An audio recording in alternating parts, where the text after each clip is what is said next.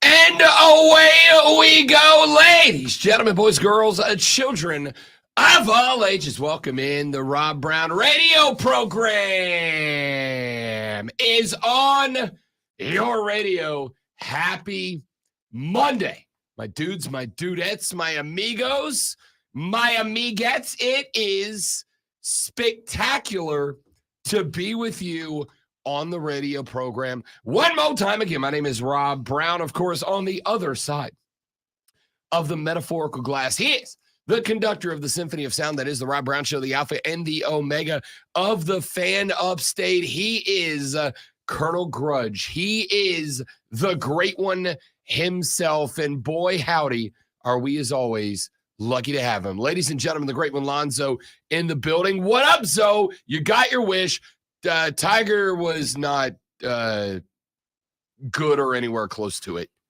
It was a real bad end. Plus 16 or something like that? Yeah, his worst score ever as a professional. He said it was a good week, though. So, I mean, you know, I guess we know what his standard is now. So,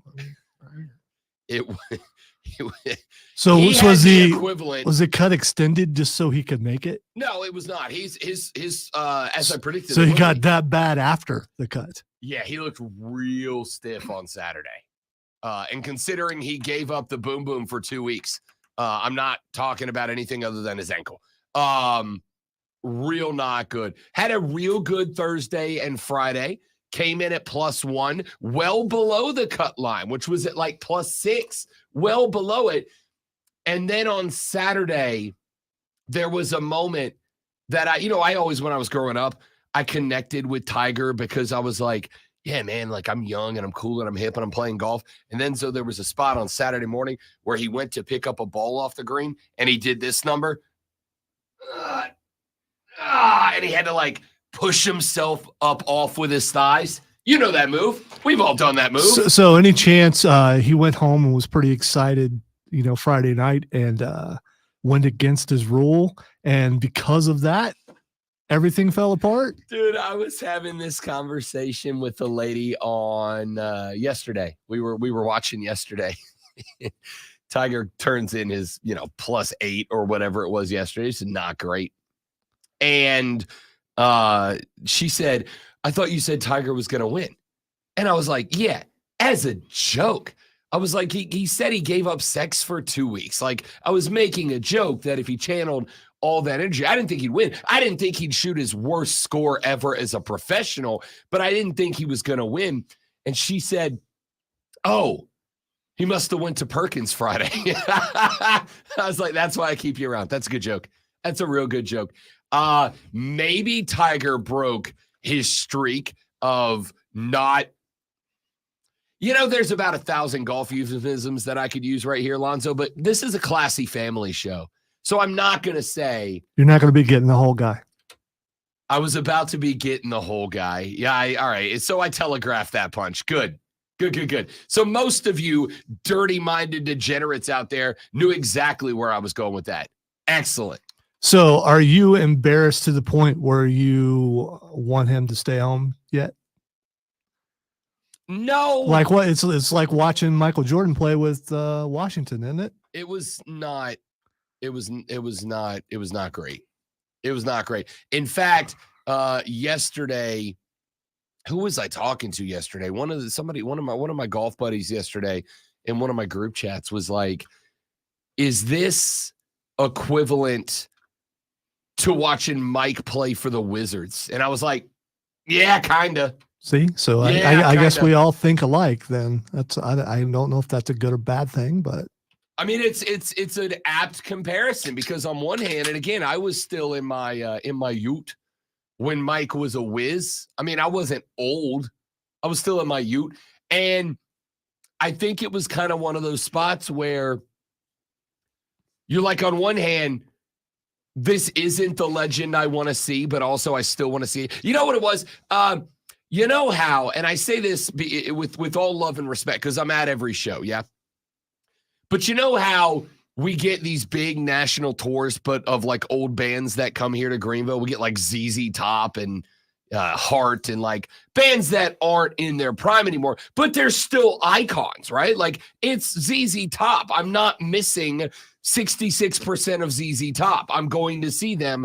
It's kind of the same thing. And I tell the lady friend this all the time because she's like, I don't really want to go see whoever. Like that's not the band, that's not who I remember. And I'm like, yeah, it's not so much about going and expecting to see the iconic shows of the 70s and 80s. And if you're me, the 50s and 60s, it's more about just seeing them, just the experience of being in the room and watching, whoever play guitar or sing or whatever. Yes, I know Bon Jovi isn't like, Bad Medicine Bon Jovi anymore, but I still get to say I saw Bon Jovi. That's kind of where I am again, like with Tiger. I know he's not going to compete. He's not going to compete. He ain't going to compete. I know he's not going to compete for trophies anymore. I don't know. You were pretty adamant about that he would make the cut, which I nailed, by the way. Okay, all right. Thank you very much. I still think they moved the cut for him, but they did not. The cut line's the cut line. Listen, if there is one tournament, if there is one event that does not give a good gosh darn about you or your legacy or anybody else, it's the Masters. Like iconic guys get sent home from the Masters all the time. Tiger made the cut, bona fide certified, because the cut line is mathematical. It's not like, we think we'll put it here. It's, we got to get 45 guys into the weekend. So 45 plus the ties, that's everybody above that line goes in. And he was well above that line, but then he just turned around and his body broke down over the weekend. Like he can't do it anymore. So, it was rough for TV yesterday because they wanted to show Tiger and Tiger was already done by the time they started the broadcast. Yeah, because he had that like 8:32 time. And it's like they would go back and show him some because they felt like they needed to, but even they knew that they couldn't do what they wanted to do and show all Tiger. I gotta say, I came in out of the yard and turned it on to see what was going on, and there was like a 4-way tie and everybody was 6 under, and it's like, okay, this might be good. This might no, it was the opposite because I thought it was going to be good, and then it went the other way. Just everyone went, oh yeah, we're in this. No, we're not. I mean, and so then it became boring after that. After the other 4 guys went, never mind. I don't really want to compete. I thought Fleetwood had a chance to come back and maybe take the lead, but he was, your winner was unflawed, all that stuff. Just went in and just got better. Did his thing. Yeah, that's boring. It's very boring. You don't like dominant performances? No. No, that's fine, but it's dominant performances can be boring, especially in a sport like this where you want a little competition, a little intrigue. I mean, a playoff at the end of the Masters, how exciting would that be? I'm guessing it's happened before. It seems like it has. Do you get bored about like no hitters in baseball? Like if a guy takes a perfect game into the 9th, does that excite you? Or are you like, nobody's gotten on base, this is boring? That's a team sport. And the other thing is so many things can factor in to him not being able to complete the no-hitter. In this case, it's just one guy and the course, which is what golf really is. And that one guy stayed steady and the other guys did not. I mean, all those guys, like I said, when I started tuning in and it was a 4-way tie and I'm like, okay, this would keep me a while. And within, I don't know, 10, 15 minutes, it was no longer the case. I'm gonna to the point where I gotta believe that the guys in the truck and everywhere are going, okay, how do we make this more exciting? And they can't. I am gonna go with, and it's not necessarily like I want to tiptoe a line, but I want to be careful about how I say it. If you didn't enjoy Scottie Scheffler and the dominance that he put on television yesterday, then you don't enjoy well-played golf. You enjoy competition. And that's okay. It's just a philosophy. As far as that goes, if you are not someone who watches golf, which I am not, I will tune in for stuff like this because it's a big deal. I want to be hooked, and that sort of thing is not going to hook me. If like I said, I was intrigued. I was just going to turn it on for a second and then go back outside because I had other stuff to do. And then I saw the tie. I'm like, okay, this is what they want. Oh man, this is exciting. Someone else like me is tuning in and going, okay, this is going to be a competition. And then it wasn't. I'm talking about from a production standpoint, from a sports standpoint where you want to bring in people who are not fans. If you can get them hooked by getting to see a competition, and then there wasn't one. This is a very interesting spot. And I like this. It's an interesting conversation to me because it is an illustration of the challenge that golf, I think, has that might be unique to it, in that if you're a golf guy, yesterday was spectacular. You got to see a guy at his peak, in his prime, out there taming Augusta, which it's designed not to be tamed, out there playing some of the best golf we have seen played at the Masters since Tiger in his prime. Legitimately, my guy was out there playing incredible golf. And if you like golf, you liked what we watched yesterday, even though it wasn't a competition. You're not wrong. But that had more to do with how dominant Scottie Scheffler was than anybody else playing bad. Collin Morikawa didn't have the best round of his life, but for a guy that had routinely given strokes away every single Sunday, he played pretty well. Ludwig Åberg is a first-year guy, a debutant. The story of the whole thing was Ludwig. He was a story of the whole thing. The story, and this is, again, this is a split in philosophy. They had to make the story about Vern, which is a big deal. It's his last thing. 40 years on that box. But the fact that became more of a story and not the golf. No, I don't think it was. I think it was that whole could have come down to Ludwig Åberg and Scottie Scheffler and Collin Morikawa and Bryson DeChambeau. It could have come down to a 10-way tie on 16, and Vern Lundquist is still a story. He's Uncle Vern. I was say, if it came down to what you just said, I would have been hooked the entire time. Sure, but again, I think to me, that, you know what this is? It is the exact same conversation as the conversation that I have with soccer's bad because game ends 1-0 guy. Soccer's bad because it's only 1-0. No, soccer's bad because it ends 1-1 or 0-0. Right. And I've made the argument before. And soccer people go, oh, that was the most amazing game in the world. And you're like, okay, it was a tie. How's that exciting? Because, and this is, again, this is the mindset. The mindset for so many people is result, not process. Right? It's result, not process. It's looking at a score line and seeing Scottie Scheffler winning the most difficult golf tournament on planet Earth by 5 strokes and not going, how did he win by 5 strokes? Because if Scottie Scheffler is from 110 out, spiking a ball on the green at 6 inches and rolling it back to 2, that's an incredible golf shot, whether there's a 10-person lead at the top of the leaderboard, or if Scottie Scheffler has a dozen strokes a lead, that's an incredible golf shot, whether it's a competitive tournament or not. I am watching the shot, not the numbers. In soccer, just like in any other sport, yeah, the score line might be 1-0. How did that 1 get on the board? How did the 0 stay on the board? How did one defense tactically stop another offense? If you are only looking for the result, then 90% of every sport is boring to you. And I think that's what we had a case of yesterday. You had a guy that went out there and absolutely dominated this event. But if you were looking and going, this is boring, it's because, and I'm not like, this is going to come across as nose in the air elitist. It's not meant to be. It's going to sound that way. You don't know golf. And that's okay. Golf's not a sport for everybody. I get it. You will notice I push soccer on the show. I push hockey on the show. I don't push golf on the show. I go, hey, I'm going to talk about golf now. And if you like it, stick around. If you don't, I'll see you in 15 minutes. I don't push golf because golf is very much a niche sport. And I've never made an argument to the contrary. But if you tuned in yesterday and you went, oh, there's one guy all by himself, ergo this is boring, you don't know golf. You just like competition. And that's okay. Most of us are here because we like competition. Competition is one of the things that makes sports great.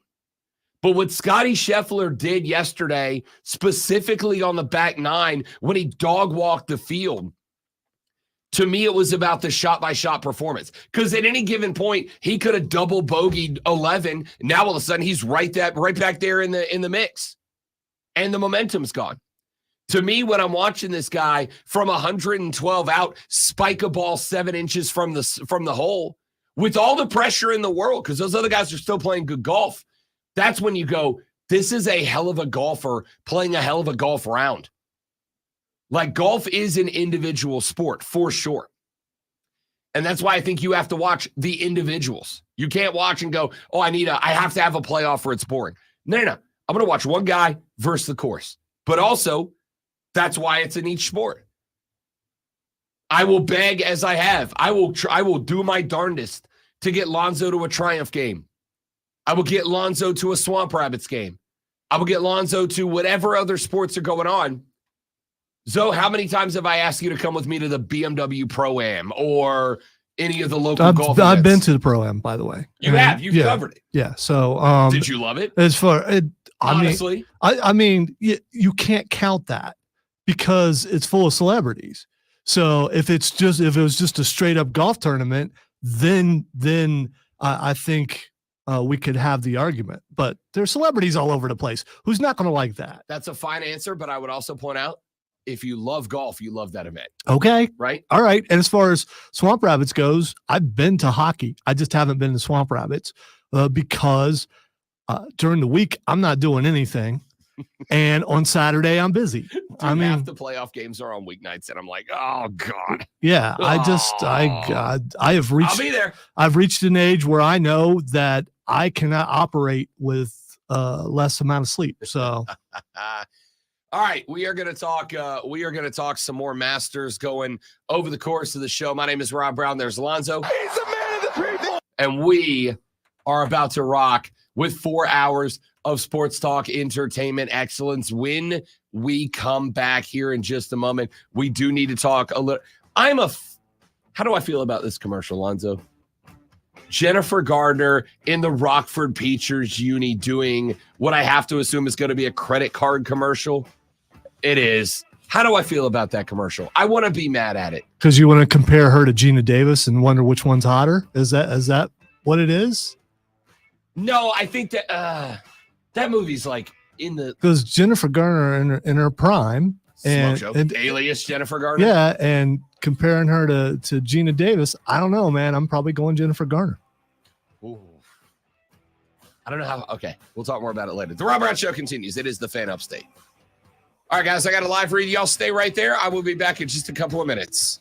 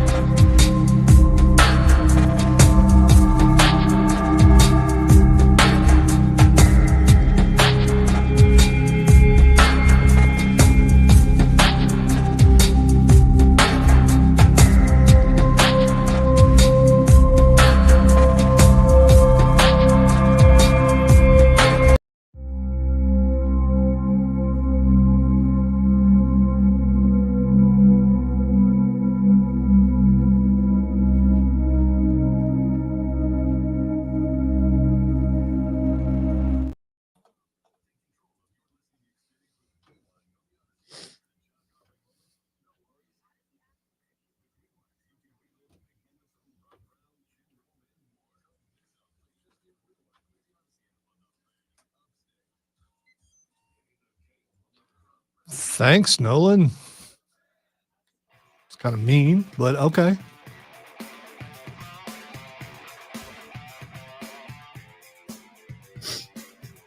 The Rob Brown Show continues. It is the Fan Upstate texture said, "Good morning, Coach Rob and Zoe. I would rather slide down a board with razor blades raised up half an inch and fall into a vat of buzzard puke than watch golf." That is a dramatic way to say I don't like golf. Very dramatic. Would that be considered a garbage take? Because according to Nolan, that's all I have, and that was a lot worse than what I said. Oh, man. Well, I have bad news for you because we are going to talk a little bit more golf. Here's the good news for those of you that would rather, quote, slide down a board of razor blades raised up half an inch and fall into a vat of buzzard puke than watch golf. You're going to catch golf at the max like 2 segments a month, all right? Except the Masters. Except the Masters. The Masters is the Super Bowl of this sport. It's the Daytona 500. It's the World Series. If golf dudes got a chance to watch either the Masters or all 3 other majors, but they had to pick one, 95% of them are picking the Masters. And I don't see how you wouldn't. It's an incredible event. It's an incredible venue, and you get performances like Scottie Scheffler's yesterday. Again, if you don't like or get golf, then it is going to be tough for me to explain to you what this event is or what it means. And that's okay. It's in each sport. It's not for you. I get it. Yeah, but Scheffler, so quietly on top, number 1 in the world, right? And he's kind of boring. So is this who the PGA wants to be their guy? I mean, you can't just say, we're just not going to show this guy. He's really good. So you have to show him. But is this, if you want some pomp, you want some flair, you want some controversy, he doesn't seem to be that guy. Is it great one? Good or bad? And I'm asking this as a genuine question. This isn't like a paint into a corner. I'm asking out of sincere curiosity. Is it good or bad for a sport or sports? We kind of had this conversation last week with Caitlin Clark. People tuned in last to the women's basketball tournament, but we know it was for Caitlin Clark. That's not speculation. It's a fact. Is it good or bad for sports that we only seem to be able to drive numbers based on the personality of an athlete and not the athletic accomplishment? Because if it was athletic accomplishment, the nation, not just this area, but the nation would have been tuning into South Carolina games all year, but they weren't. They were tuning into Caitlin Clark, despite the fact that she had some losses. She did not play on anywhere near the best team. Is it good or bad for sport that we've kind of reached a point where personality matters more than success? That has, I don't think sports are a reflection of society in general. Sure. And the internet has a lot to do with the reason why people think that way. The fact that there are people who are famous for being famous. It's just, that's just how it is now. I don't know that it ever goes back to the athlete being celebrated because they're a really good athlete. I mean, there are some cases where you don't have a choice. You mentioned Caitlin Clark, even though I do believe she was pushed a great deal. She deserved whatever accolades she got because of what she was able to accomplish in her career. She didn't win the big one, but still. I was thinking about this. This is another case where Tiger may have saved golf, but also helped ruin it to a degree. Because now you're looking for anytime you're looking for the next, then the one that was the one was so spectacular that you believe you've got to find the next. I don't disagree. We talked a little bit about this last week, and I think you're spot on. I hated this take from you Friday, and by today I've come full circle, and I'm like, okay, you might actually kind of have a point here. You might actually be right on this. In that, yesterday we had a couple of people come to the house to watch the Sunday with us. The lady friend and I, big Masters peoples. So we had a couple of people over. By the way, Zoe, there's some pimento cheese and egg salad sandwiches in the fridge if you'd like one. The egg salad, yeah. Big fan. Pimento, pimento. By the way, if any of our coworkers are listening right now, there's like an entire pail, not pail, what do you call it? Serving platter of sandwiches down in the break room. I was gonna say, did you leave them out though? No, they're in the fridge. I was gonna say egg salad left out, probably a bad idea. So we had a couple of people come over. We made as we always do, way too many pimento cheese and egg sandwiches. I made some azalea, the official cocktail of the Masters, made a big jug of it. Had a great time. And it was like 3 other couples. And as we were sitting there yesterday watching the final round of the Masters, I watched as the conversations kind of devolved away from golf. It kind of devolved away a little bit. It went from the initial at 2:00 when the coverage came on. It went from all of us really talking about golf and Tiger and Scottie Scheffler and all these different players and what they were doing on the course and yada, yada, yada. And then with 7-8 holes left to be played, Scottie's on the back 9 now. He's closing in. At this point, it's in the books. And I'm standing in the kitchen having an azalea, talking to a couple of the fellas. I look over. The ladies are all in the living room. They're all on the floor. One of the ladies that was joining us had a baby. And so the baby's there. See, because I let babies come over, Lonzo, because I'm not a hater. And you're not in the room with the baby, but you let the baby come over. And so they're all on the floor playing with the baby, and they're talking about baby stuff and having babies and baby general conversation. The fellas are, at one point, we're outside on the back porch smoking cigars. We're not even by a TV. And I'm like, oh, this is real bad for me. Like, I'm watching it through the back door, but nobody else is paying attention. And I thought, this is exactly what we were talking about on Friday. This is Sunday at the Masters. It is the most compelling. Everybody there, every dude there wearing Masters polos. We're all in green. Everybody's decked out. We decorated the house in green and yellow. When everybody showed up, super excited. And then as Scottie Scheffler is heat-seeking in on green jacket number 2 in 3 years, nobody's paying attention to it. And I thought back to what you said on Friday, which is, what are they supposed to pay attention to? Because to me, as a golf fan, I'm like, Scottie Scheffler's playing some of the best golf we've seen at Augusta since Tiger in the early 2010s. This guy is lighting this course on fire with great golf right now. We should be paying attention to that. But I realize you're correct. There's not a ton of personality out of Scottie Scheffler, not at least not until he won the thing. Whereas Tiger would chip it on 16, and he's got that big, vivacious arm pump and all that. There's not really any of that out of Scottie Scheffler. Really, the most emotional we saw anybody was when Ludwig Oberg knocked in like a 17-foot putt for birdie to get him one closer, and he was just smiling. Like, that was the most emotional thing that we got out of that last day. And I thought to myself, this to me. Yeah, Ludwig, when he smiles, he looks like German club guy. That's why he can't help it. You picture him in the turtleneck in there, just anyway. He there wasn't anything that, unless you are a fan of golfers hitting golf shots, which again, I am. And maybe it's because I'm a golfer, or a bad one, but a golfer. I understand the difficulty of some of these shots that these guys are hitting. Unless you are a golfer and a golf fan, it doesn't click to you, right? It's the same argument that I make with NASCAR.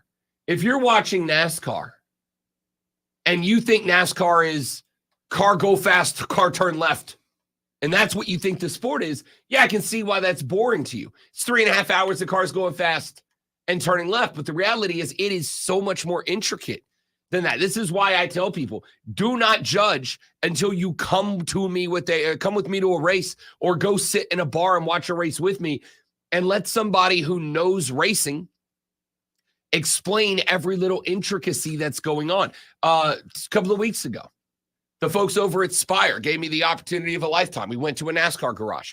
We got to watch them quite literally put the finishing touches on the cars that were racing this weekend. The car that Corey LaJoie was driving, I got to see that car up close. And there was a girl in the group with us who not really a NASCAR fan.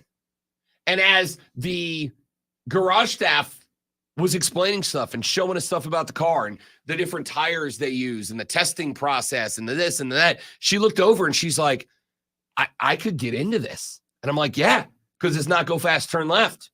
There's so much more to it. Golf's kind of the same thing. When you get beyond guy hit ball with stick, make ball go in hole, it gets so much better. When you understand the different types of shots and the difficulty it is to hit those shots and what it means when you're hitting up a hill versus down a hill and all the different things you got to do with the golf club and the swing positioning and your leverage and all that. But how do you get someone into that? How do you get someone? Tiger Woods did it by being the most charismatic, dominant golfer of all time. He did it by being so compelling as a person that you tuned in to watch how compelling Tiger was, and then you learned golf. I know guys that golf now, and the only reason they golf now is because Tiger put out a video game a decade and a half ago. Tiger put out a video game, and they started playing this video game, and the game taught them the intricacies of golf, and they went, oh, man, there's a lot going on. I kind of want to try this out. The game taught them golf. And once the game taught them golf, then they got invested. Now they just watch golf with or without Tiger Woods. Sport needs those personalities, but I kind of think it's bad in certain situations because, like I said, yesterday I look over with the most dominant golfer since mid-20s, mid-2010-ish, Tiger Woods, who is playing a round that should go down in history as one of the best Sunday rounds we've ever seen, closing in on 18, closing in on a green jacket. And by the way, any given moment, he could go out there and have a Greg Norman meltdown. If he goes out and he doubles or triple bogeys a hole on 15, while Morikawa and DeChambeau and these guys are still on the course, they might get that eye of the tiger and go, okay, I'm going to go out there and go for the stick. And if I can double birdie here, if I can eagle here, I'm right back in this thing. So he's still got to finish. Even if he's so far ahead, it feels like it's destiny. It's untouchable. And I'm going, I got 3 or 4 ladies over there crawling around on the floor with a baby. They couldn't give less of a bleep about it. The fellas are outside smoking cigars talking about, we were talking about our next Costco trip. That's what the boys are talking about. All right, because we're old now. We're all boomers now. We're talking about Costco and, one of the guys is super pumped because he just pulled the grass to resod his lawn. He's going to Bermuda grass. He's all pumped. He's planning the Bermuda grass welcoming party, right? That's what we're talking about while the damn Masters is on, as I'm like watching through the window because I'm trying to be a good host. I don't want to be like, hey, bleep you guys, I'm going inside. I'm like watching through the window. No offense, but these are the kind of conversations I expect from golf fans. Yes. That's fair. I was going to be real mad, and then I'm like, no, that actually is a good point. Look, I think that to me, it's a shame that we kind of have to have those compelling people to get people interested to what are otherwise incredible events. Saturday, we're on Bet for the Cycle. We're talking about the NBA playoffs. There's a path to the NBA playoffs that, at least on Saturday, there was a path to the NBA playoffs that could have had both LeBron James and Steph Curry not in the playoffs. And Cody Decker was like, that's real bad for the NBA. And I'm like, why? You got SJA in. You got Nikola Jokic in. The Suns might get in. They got D-Book and CP3. You've got all these great players. And he goes, because people tune in, whether it's to love them or hate them, people tune in bigger numbers to watch Steph and LeBron. And he's exactly right. It's a nightmare scenario because we, as sports fans, as American sports fans, we are driven as much by personality. Actually, scratch that. I'll go on the limb. We are driven more by personality than good sports. Genuinely. We still want the best sports, which is why we're 4 weeks into the UFL season, Lonzo. I ain't watched a game.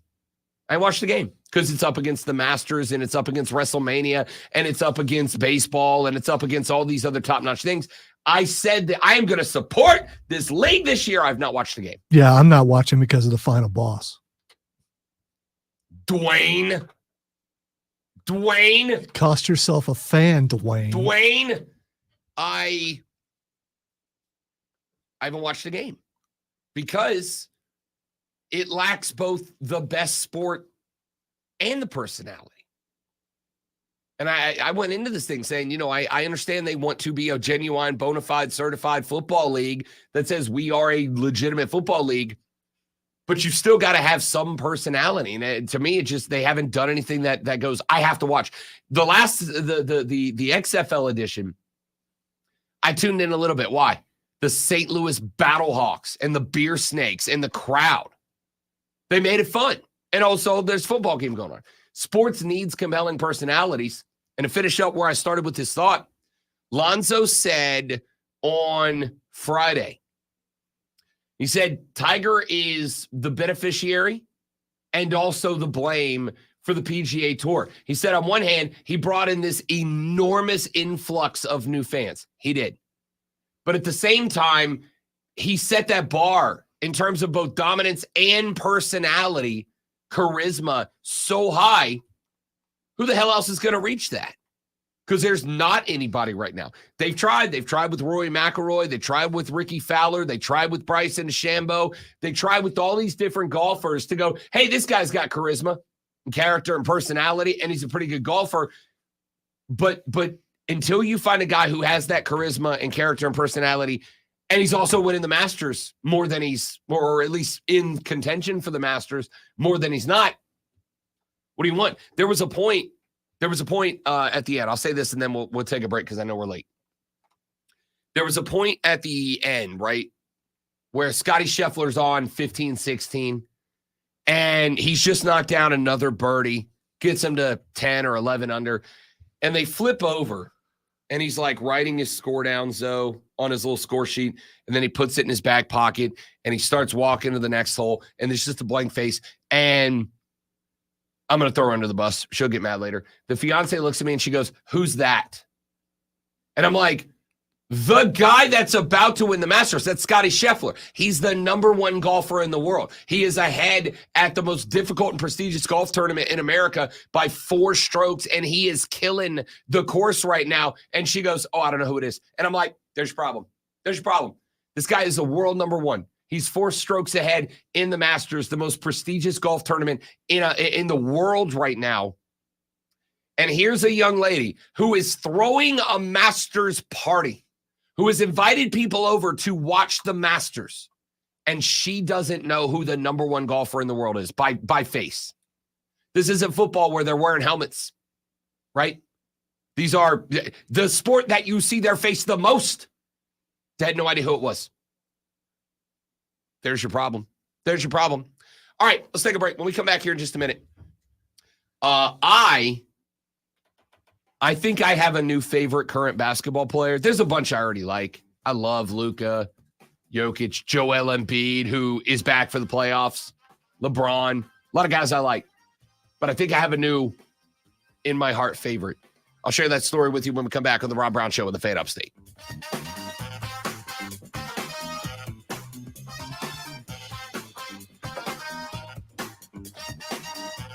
All right, you sent me this SNL clip yesterday. Oh, you still haven't watched it? Oh. Actually, I'll tell you what. Yeah, you should, because you need to really pay attention. As soon as I saw the image, I'm like, well, I'm watching this right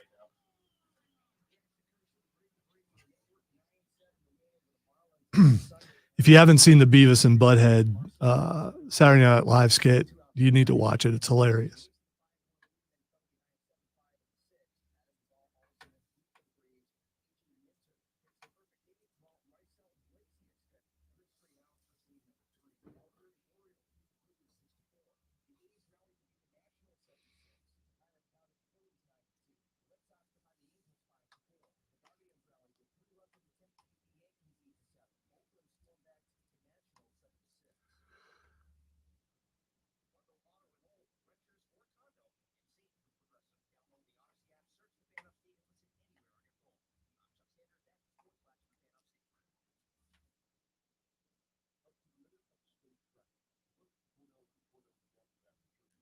The Jam Cam.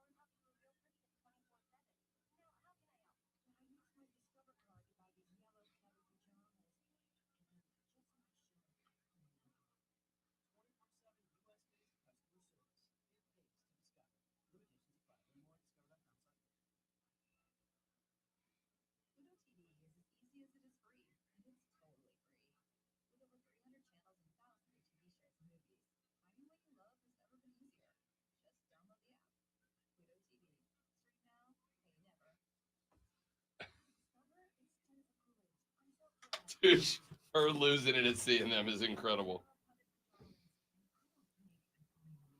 Had she not seen them? That's what it makes me think that they were not in costume when they rehearsed.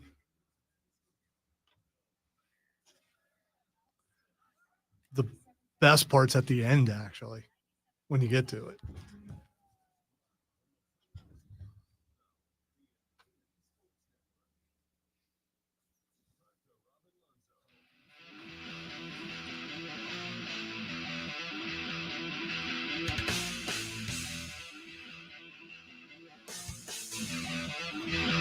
The Rob Brown Show continues, wrapping up our number one here on the radio broadcast.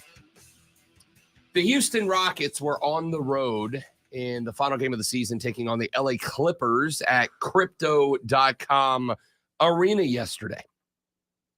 In the fourth quarter of the Rockets' 116-105 win over the Clippers, my new favorite player, Boban Marjanovic, was at the strike. Now, apparently, at Crypto.com Arena, there is a promotion that runs during Clips games. That promotion is if any player misses back-to-back free throws, everyone in the arena gets a free chicken sandwich from Chick-fil-A. Now, I will go ahead and say that while it is not power ranked at number one, Chick-fil-A is absolutely inside of my top two chicken joints in the game. Okay? Yes, free chicken sandwiches sounds incredible. There is a promotion going on where if any any visiting player misses consecutive free throws, Chick-fil-A gives a free chicken sandwich to everyone that is out the game. Boban was at the free throw stripe. Boban yanked his first free throw and missed it. Of course, the in-arena PA, as they do for promotions, makes the announcement that if Boban misses the next free throw, everybody's getting a free chicken sandwich. Eventually be some free chicken on the board if he misses the second free throw. Oh man, free chicken on the board. Yeah, so that's why the fans are getting a little frothy. Oh, they're pointing to you. Boban's playing with the crowd saying, "You want chicken? Here's your job." Oh, he gave him chicken. He's a man of the people.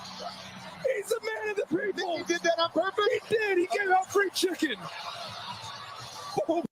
Boban, seeing the promotion, knowing what was going on, WWE style, pointed to the crowd, intentionally bricked his next free throw, and after the celly was on for the Clips fans because they were getting free chicken, Boban, backpedaling on defense, puts the one up, like, acknowledge me, your chicken chief. And the crowd acknowledged Boban for bricking a free throw, hurting his own stat line so they could get a free chicken sandwich. Yes, indeed, Boban He's a man of the people. is a man of the people. There may be some alternative motive. Have you seen his other commercials? I mean, have you seen any of his commercials? Yeah, he's got some good ones for the goldfish. The goldfish crackers. thing. Can I have a handful? Is hilarious. It's a real good one. It's a real good Because one. dude's hands could an entire bag. I mean, yeah. I just maybe he's trying to get that next Chick-fil-A commercial. I will also tell you, Boban is a free agent at the end of this year. Maybe he's trying to get that Clips deal out in LA. There you go. Although, why would they want him? He can't hit free throws. He can hit free throws. He just didn't. And I respect. Can I tell you how much I love this? Harkens back to our last segment, because the duality of man is thus. On one hand, Rob Brown would like to look you all in your face and say, hey, you should watch great sports for the sport. You should watch the most boring pitcher dominate because he's dominating.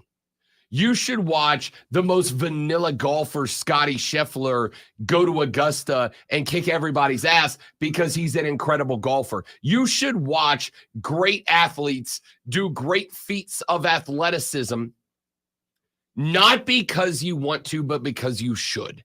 Because great sports competition is great sports competition. The beauty of sport should be in the sport. But then there's this other half of Rob Brown that says, give me a player that is He's a man of the people. a man of the people. Give me that athlete that understands who and what he is. Give me that athlete who understands talking to the people. Give me that athlete who understands that when it comes down to it, we want to be entertained. Now, I can be entertained by a perfect game, by a no-no. I can be entertained by a 1-0 soccer match that is really well played, and that's why it's hard to score. I can be entertained by an 87-85 NBA game that is incredibly defensive.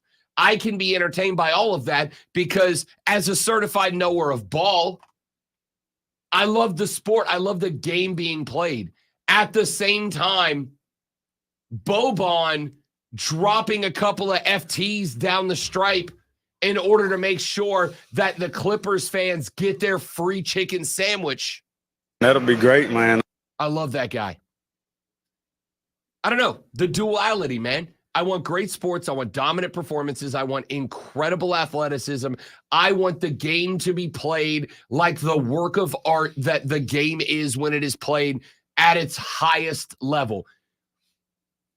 I also want more Boban. I also want more Marjanovic. I want charisma. I want character. This is why wrestling is so good. Wrestling can be good if you like wrestling. If you like the guys that are in the ring and putting on a show, the gals that go in there and put on a technical display that you go, that's artistry, what they're doing. That's a great match. But even great matches are great matches largely because what? Because there's a story within the match that's getting told. Characters make wrestling. Characters make sports. Everything is wrestling. Characters make the sport. And Boban just became one of them. I love that guy. Boban Marjanovic. He's a man of the people. Is a man of the people. Give me more of that. Hey, speaking of the NBA, our playoff brackets are set. And when we come back in the water cooler cheat sheet, we'll have a rundown on what those brackets look like, as well as a write-up of Scottie Scheffler's dominance at Augusta yesterday. And who knows what's going to be up for item number 3. It's all coming up on the water cooler cheat sheet next. But before we get to any of that, Lonzo about to dazzle and amaze you with today's first sports flash. Despite dropping the final baseball game on the road to Florida, the Gamecocks of South Carolina took 2 out of 3 against top 25 Florida over the weekend. South Carolina put up 28 runs across 3 games while holding Florida to 22, including just 3 in the series opener. The win moves the Gamecocks to a season record of 25-11 overall. good baseball around here. Speaking of more good baseball, Clemson baseball dropped a 3-game set against North Carolina State, but salvaged the weekend with a 7-0 shutout win yesterday. 2 losses represented half of the total conference losses on the season, with the Tigers at 11-4 and 29-6 overall. That's still good. 29-6. That's really good. Tune in this afternoon from 3 to 7 p.m. for our brand new local show, Wire to Wire. Cole, Bryson, and Diesel get you up to date on the latest local and national sports news. Great guests, great debate, and a lot of fun. And of course, it's all Wire to Wire.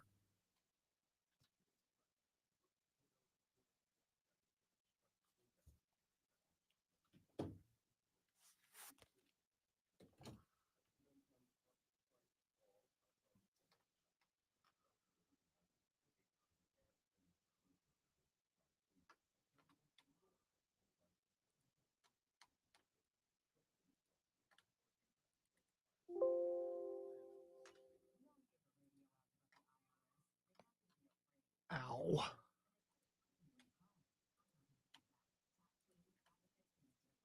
That was my jaw, dude.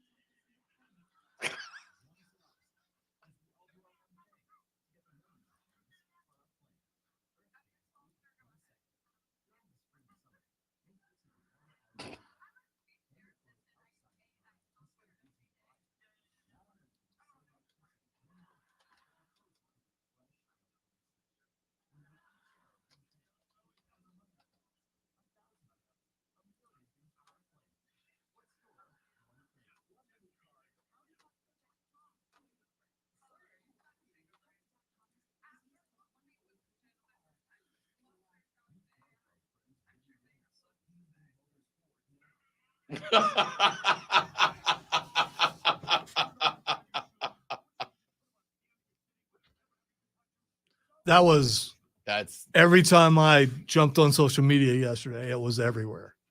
That's really good. That's really good. Jesse, happy birthday, my guy.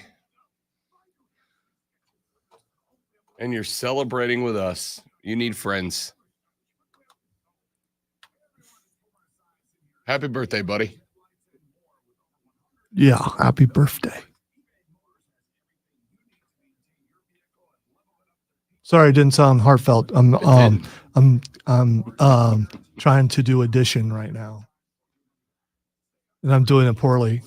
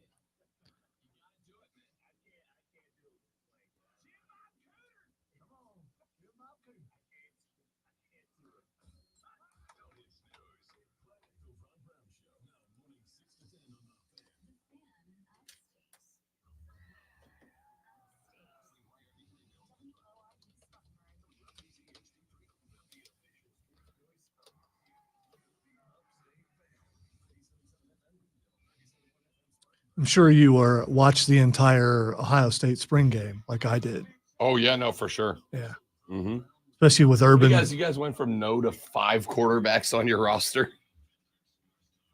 You know, thank you, Saban, I guess.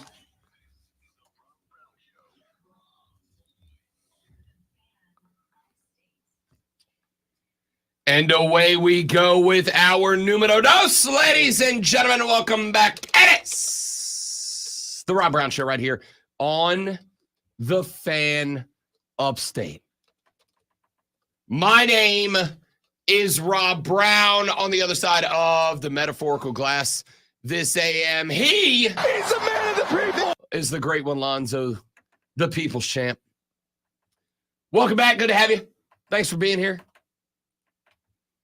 Phone lines open. The renewal by Anderson to the Carolinas fan phone, 844-326-3663, 844-FAN-FONE. Text is 71307, 71307. Start your text with FAN, F-A-N, and we'll read them on the air. Tweet me at the Rob Brown Show. Tweet Lonzo at Lonzo on Word, W-O-R-D. If you want to get at us in that direction, you're welcome to do so.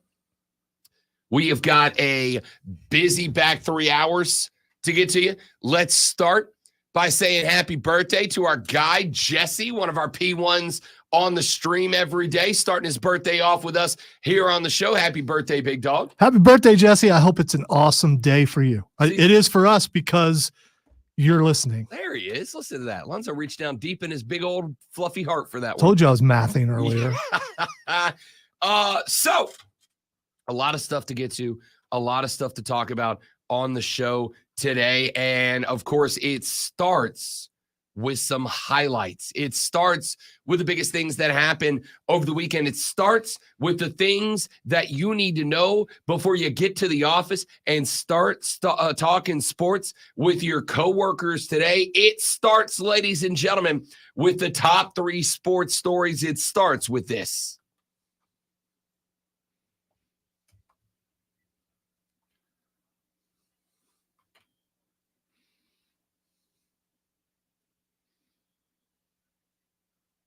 Okie dokie.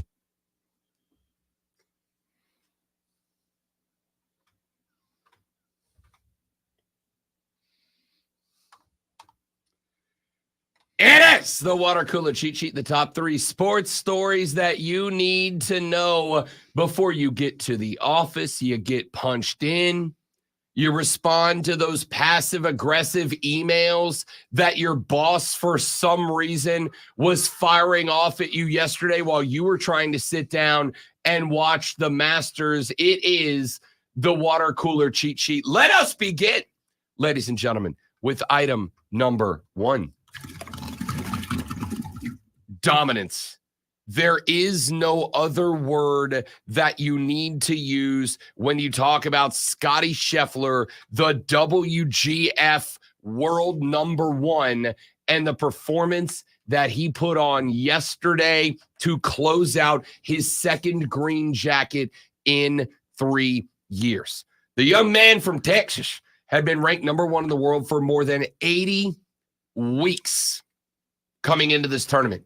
Since February of 2022, he had won 8 times on the PGA Tour, a stretch that saw him become the first golfer ever to win the Players' Championship in back-to-back years.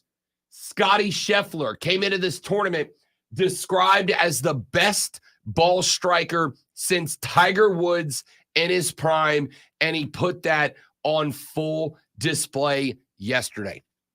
Now, Scottie Scheffler had only one major championship in his back pocket. That, of course, was the 2022 Masters. There were questions about whether or not Scottie Scheffler was indeed the next generational superstar of the game. And he answered that question yesterday with a robust yes.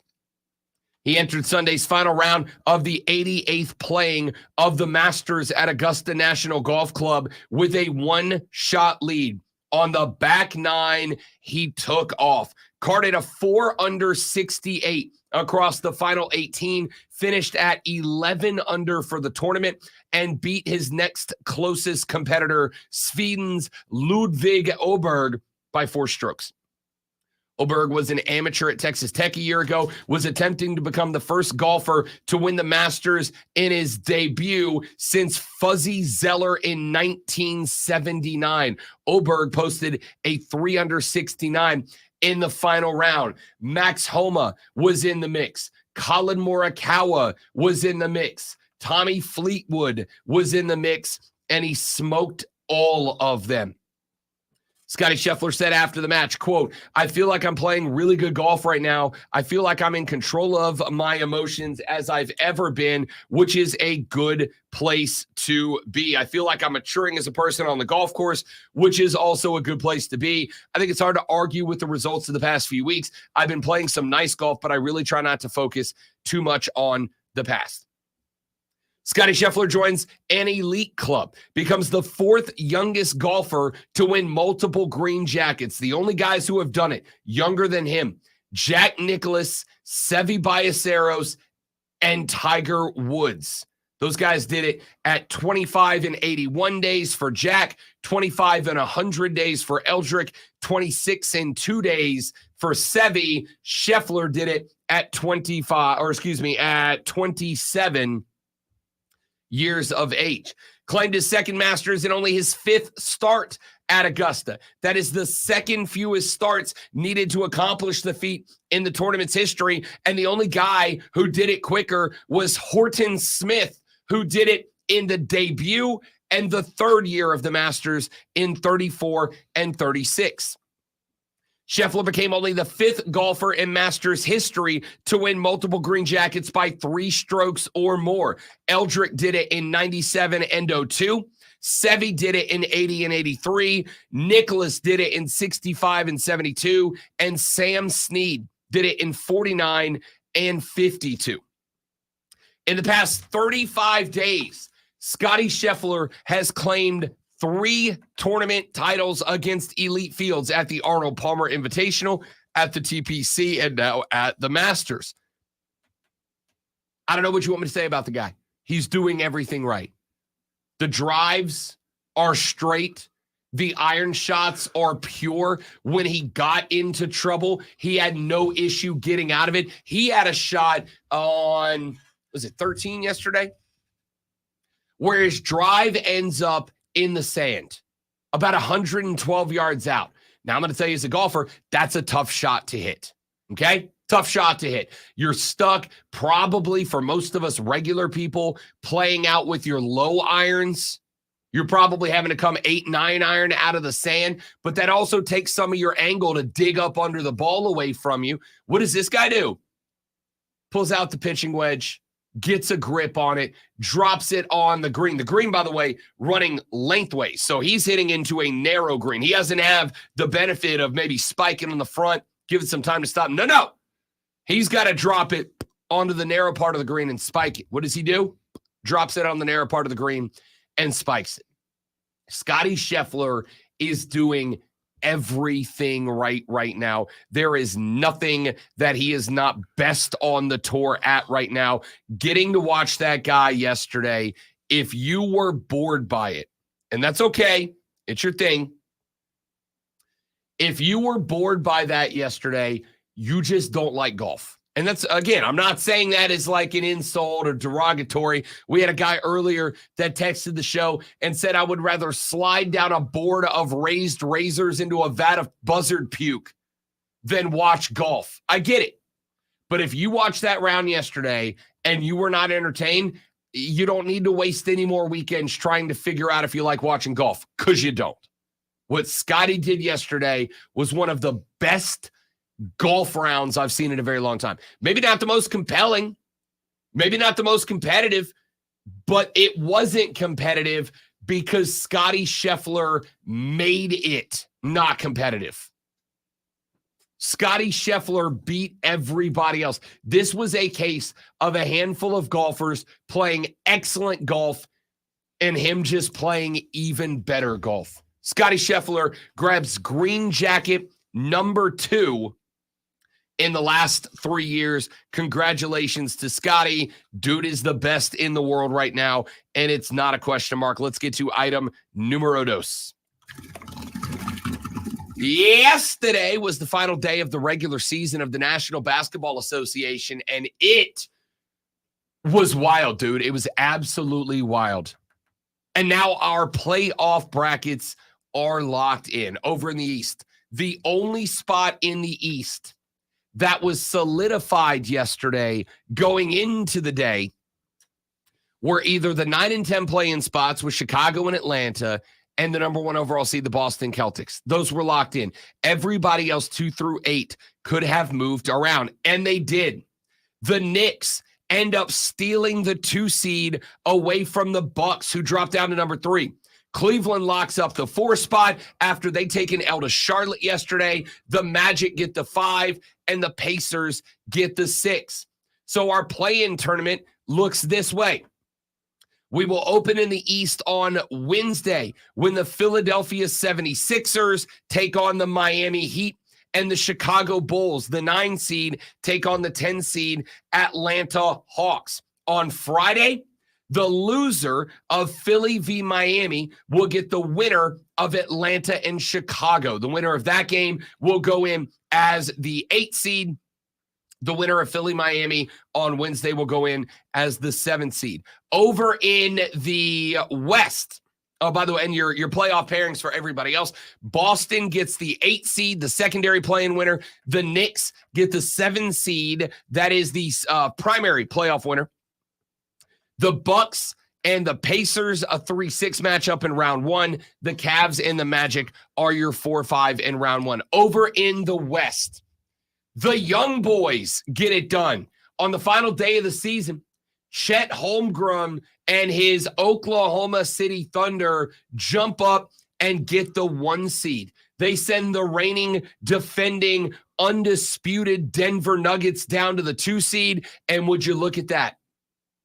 Going into the last weekend, the Minnesota Timberwolves hold the 1 seed. They end up at the 3 seed. The Clippers get the 4. They were locked in going into the weekend. The Mavs get the 5. They were locked in going into the weekend. Up for grabs was 6 through 10. How did it shape up? Well, New Orleans decided to choke in the last game at home against the Lakers. They give LeBron a triple-double, and the Suns get the win in the last day of the NBA regular season. So Phoenix will have the 6th seed, and yet again, my Pellies are banished to the play-in tournament. They will be the 7 seed. They will open up the play-in tournament, taking on for a second consecutive time LeBron and his Lakers, who are the 8 seed. The 9-10 matchup are the Sacramento Kings hosting the Golden State Warriors. Tomorrow, the Pelicans and the Lakers at 7:30, the Kings and the Dubs at 10 p.m. The loser of the Pelicans and the Lakers will take on the winner of the Kings and Golden State. The winner of that game will be the 8 seed. The winner of the Pelicans and the Lakers will go in as the 7 seed when it's all said and done. Your first round matchups out in the West, the Thunder get the 1 seed. They will take on the secondary play-in winner. Lonzo, am I wrong for wanting the Pelicans to lose to the Lakers but win the second game because I'd rather see Oklahoma City in the first round than the Denver Nuggets? No, that's just gamemanship or whatever you want to call it. You're just looking ahead going, okay, I think my team can beat this team, but not that team. Yeah, I think they can beat the Thunder. I don't think they can beat the Nuggets. I don't think anybody can beat the Nuggets. Do you really foresee a 7th or 8th seed winning the whole thing, though? No. All right, so of the play-in teams, Sacramento, Golden State, New Orleans, and Los Angeles, if I asked you if a team was going to make a shock run out of the play-in tournament between Sacramento, Golden State, New Orleans, and Los Angeles, who's your pick? For me, it's New Orleans, and that's not a homer. That's just the young boys were playing well for a stretch. Well, I think, unfortunately, it depends on how well Golden State's playing. That's also true. And they've been Golden State had a playing chance pretty not well to be the the last 10 little seed. bit. Yeah. Had a chance not to be the 10 seed, and they got punked by the Pelicans down the stretch. That's kind of why I say New Orleans. They went to Golden State and punked them They also went to Sacramento and punked them on the road, too. They just couldn't get it done in the final one against the Lakers. Denver gets the 7 seed, which is the winner of the Pelicans-Lakers opening play-in round. The 3 seed Timberwolves are going to host the number 6 seed Phoenix Suns, and the LA Clippers will play the Dallas Mavericks. That is your 4-5 matchup. Those games will start after the play-in game, obviously. Your NBA Finals, as it is, Alonzo, April 15th. Your NBA Finals start on June 6th. June, not May 6th. June 6th, the NBA Finals start. Are you complaining about that? I mean, I'm okay with that. That is an almost 2-month playoffs. That's not wild. Almost 2 months of playoffs. How long is the college football playoff going to be now? I don't think it's 2 months. Okay. Well, I mean, we'll see. So you're complaining about us having more sports going all the way through June. I'm just saying that's a long day. Listen, I'm good with it. I'm just saying 2 months is a long playoffs, right? And then we get Olympics and then it's football season. I don't have a problem with it. Okay, except when you put it that way. Let's get to item number 3. A couple of interesting baseball series down the stretch for the Clemson Tigers and the South Carolina Gamecocks. South Carolina went on the road down to Florida.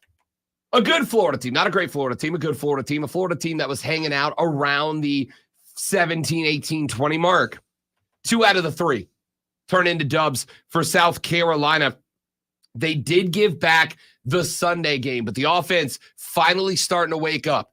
Gamecocks were struggling from the dish. A lot of Ks, a lot of backwards Ks for the Gamecocks before this weekend. 28 runs scattered across 3 games on the road at Florida. A team that for the last couple of years has put up some really impressive pitching staffs. South Carolina able to go on the road down to Gainesville and take 2 out of 3 from a top 25 team that moves the Gamecocks to a season record of 25-11 overall. I would not be shocked to see the Gamecocks back inside the top 25 when those polls come out later on today. Clemson baseball, the exact opposite. Dropped a 3-game set against NC State. They did salvage the weekend with a 7-0 shutout win yesterday, but the 2 losses doubled the conference loss total for the Tigers. They are now at 11-4. They are 29-6 overall. The good news is that Clemson is still very much a powerhouse within the ACC as it stands right now. They went into this with just a pair of conference losses. They walk out now with 4. That puts them 1 game better in the conference than the 10-5 Seminoles of Florida State. They also do have 1 more win despite the 2 losses than 3rd in the Atlantic, NC State. In the conference, they trail only North Carolina with a 14-4 conference mark overall. Clemson right now sitting 2nd in the ACC at 29-6 with the overall record. They are a half game up on North Carolina in the overall record. Interestingly enough, a team that they beat the hell out of, the Noles, do have a better overall record at 30-5. Clemson holds the better conference record right now. So a little college baseball rounds out our water cooler cheat sheet. When we come back here in just a minute, let's take a look at those NBA playoff brackets. Let's pick some winners. Let's pick some series losers. Let's see if there's any underdogs that we like and the best path to a world championship for every team that made it in. We'll do that next. Rob Lonzo and you on the Rob Brown Show in the Fan Upstate. QC. All right, guys.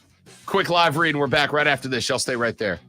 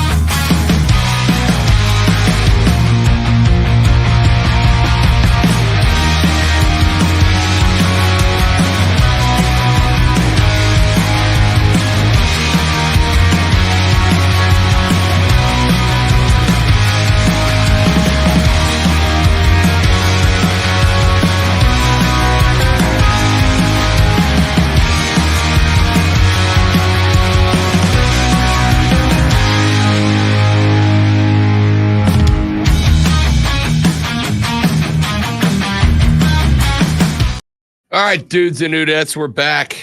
Happy Monday. We're back at it, baby.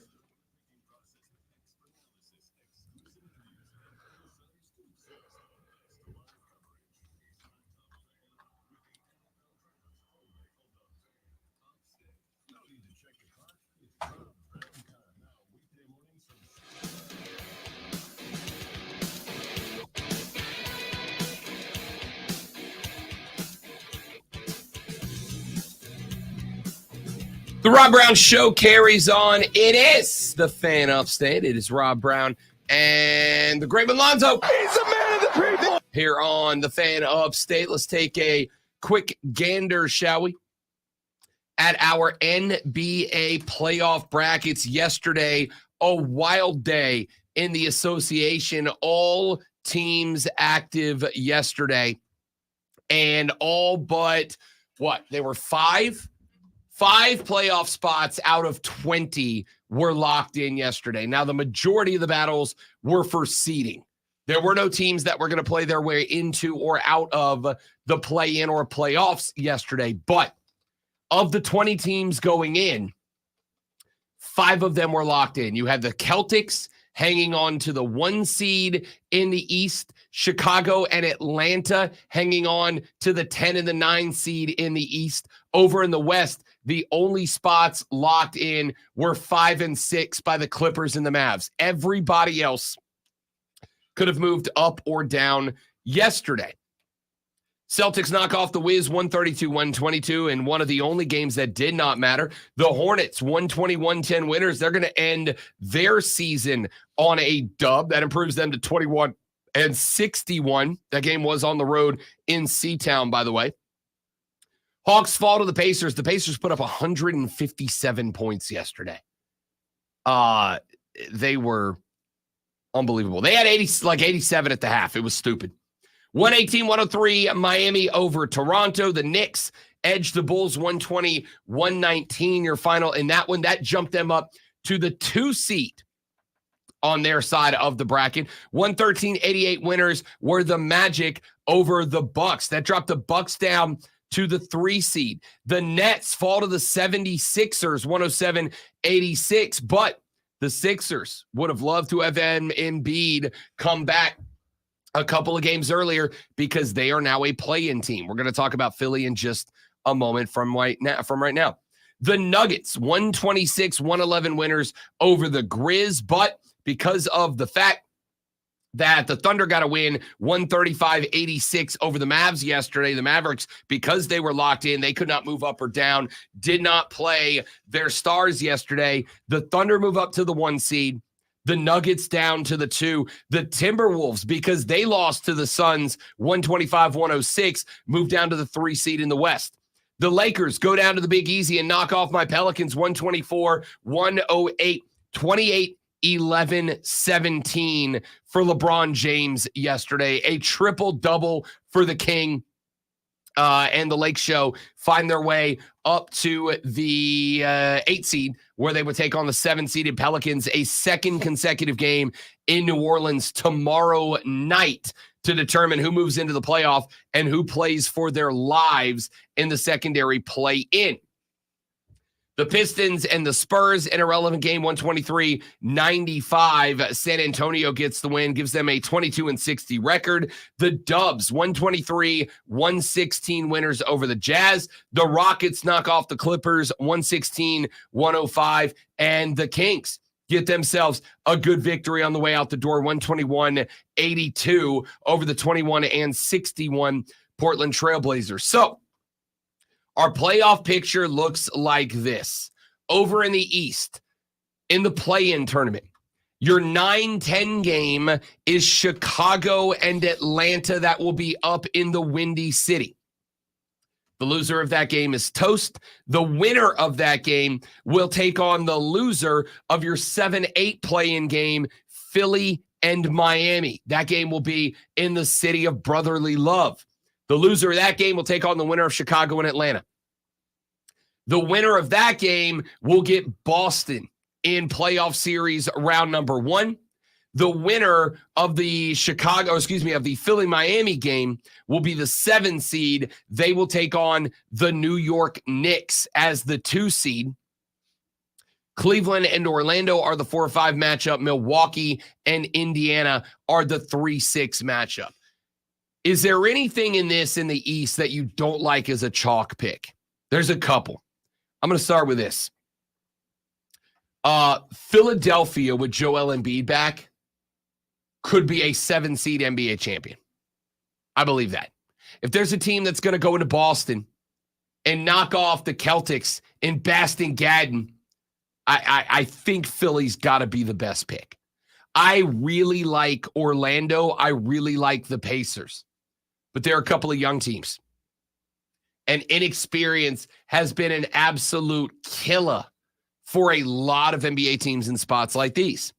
You add on to the fact that Orlando and Indiana both have to go on the road to Cleveland and Milwaukee. That's a big ask. That's a big ask of those two teams. So I am going to go with Philly over Miami in playing game 1. I'm going to go with, I'm not going to lie, I kind of want to pick Atlanta over Chicago, the 10 seed over the 9. Is that crazy? That Ice Trey could, if he's right, knock down enough threes to get by a poorly coached Chicago team. I think Atlanta could sneak in. I think it doesn't matter because whoever wins that game is going to lose to Miami in playoff game 2. I think you're going to see Philly taking on the Knicks. I think you're going to see Miami taking on Boston. We know Eric Spoelstra and playoff Jimmy Buckets are a different breed of cat. But are they different enough to knock off Boston? A team that lost a combined 4 games at home over the course of the season. I don't think so. I like Espo. And for the record, we have doubted Miami a number of times in the playoffs in years gone by under Espo. And a number of years in the playoffs under Espo, the Heat have done something ridiculous. The Heat have done something they weren't supposed to do. LeBron's out there talking about how Spoelstra is traveling to other sports and other teams to learn how they do things and then bringing it back there. I mean, when he first became coach, it was just, oh, yeah, he's a figurehead. He's not really doing anything. But they've been consistently pretty good every year, even after their big 3 left. Without a doubt. I think Eric Spoelstra is probably one of the better organizational / personnel coaches in any league anywhere. Eric Spoelstra is a different breed of cat. The problem at this point is, I think, the talent's just not there like it's been in years gone by. Tyler Hero is not. He's good. A great player. He's good. And who am I going to, if I'm Miami, who am I going to match up against Joel Embiid right now? Who am I going to match up against Joel MVP Embiid? You don't have that guy. And I don't think they have enough talent to run with Boston in a series that puts them in the Garden. That's going to be, Boston Garden is going to be wicked loud for that series. And I think Philly's going up against the Knicks. The question I'm more intrigued in is, can Philly as the 7 seed likely knock off the Knicks in the first round, the 2 seed? And the answer to me is yes. There are guys I like. I like Jalen Brunson, but you don't have your big man. You don't have the big dog for the Knicks. It's kind of the same question. Who do the Knicks have right now that's going to stop Joel Embiid? I don't think there's that guy, to be honest with you. Is Isaiah Hartenstein going to go 1v1 with Joel Embiid? I don't think so. And so if you're not going to have your best big man available with Julius Randle out for the season, I don't see how you stop the 76ers. I think the 76ers are going on to the second round. To me, this entire East boils down to 3 teams. And it's not the Knicks' fault, because the Knicks are a good team this year. It's just a bad matchup for them. Philadelphia in the opening round is the nightmare. I feel like they would fare better against Milwaukee, against Cleveland, against Orlando, against Chicago, against Atlanta, against Miami. Philly's just the one team that's built to beat the Knicks. So this is a 3-horse race. It is the 1 seed Boston. It is the 3 seed Milwaukee, who I don't trust. And it is the 7 seed, I think, inevitably, the Philadelphia 76ers. I think you could have a 7 seed, 1 seed battle in the East. And the wild card is Milwaukee. Any team that Giannis Antetokounmpo is on is a threat, for sure. Any team that Damian Lillard is on is a threat, for sure. But they also have Doc Rivers. Is there a dude wearing a whistle right now that gets the not just scrutiny, but the deserved scrutiny that Doc Rivers gets? I honestly don't think that there is. I don't think any, and he deserves it. Doc Rivers has historically taken teams that deserve better than they've gotten and gotten them less than they deserved. I didn't understand the hire when it happened. And when inevitably the Bucks get bounced, maybe by the Pacers in the first round, but more than likely by, I don't know, whoever they catch in the second round. I think that they're going to look back at that Doc Rivers hire and ask, what the hell? So, Zoe, is there anybody in the East that's not the Boston Celtics that you'd be willing to staple your name to as a potential? No, absolutely not. Celtics are, I mean, how could they not win the whole thing? I mean, I know it's happened before, but still, I mean. No, I was going to say, I think that's a fair line of thinking. The only answer I have to that is Denver or Philly. Philly out of the East, Denver if they make it out of the West. I think any team that can come up with a bully 5. Because Porzingis, I've gotten to watch Porzingis play in person. Porzingis cannot play if you are shoving, as big as he is, if you are shoving that guy around on the blocks, he can't get it done for you. Jokic can do it. Embiid can do it. Who else is going to push Porzingis around underneath? I think any team with a genuine big man can knock off Boston. And out of the East, that's Philly. It would be the Knicks if Julius Randle was healthy. Then I'd say the Knicks are in that mix. Milwaukee doesn't have it. Orlando doesn't have it. I think Philly. Let's do this. Let's run to a break. When we come back, we'll look over at the Western side of the bracket, both the play-in tournament, the 9-10 of Sacramento and Golden State, the 7-8 of New Orleans and Los Angeles. Oklahoma City steals the 1 seed away on the last day of the regular season.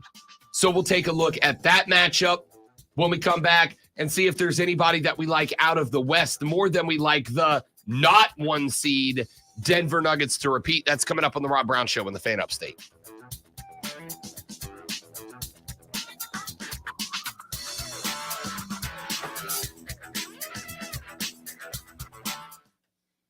Yep, happy tax day.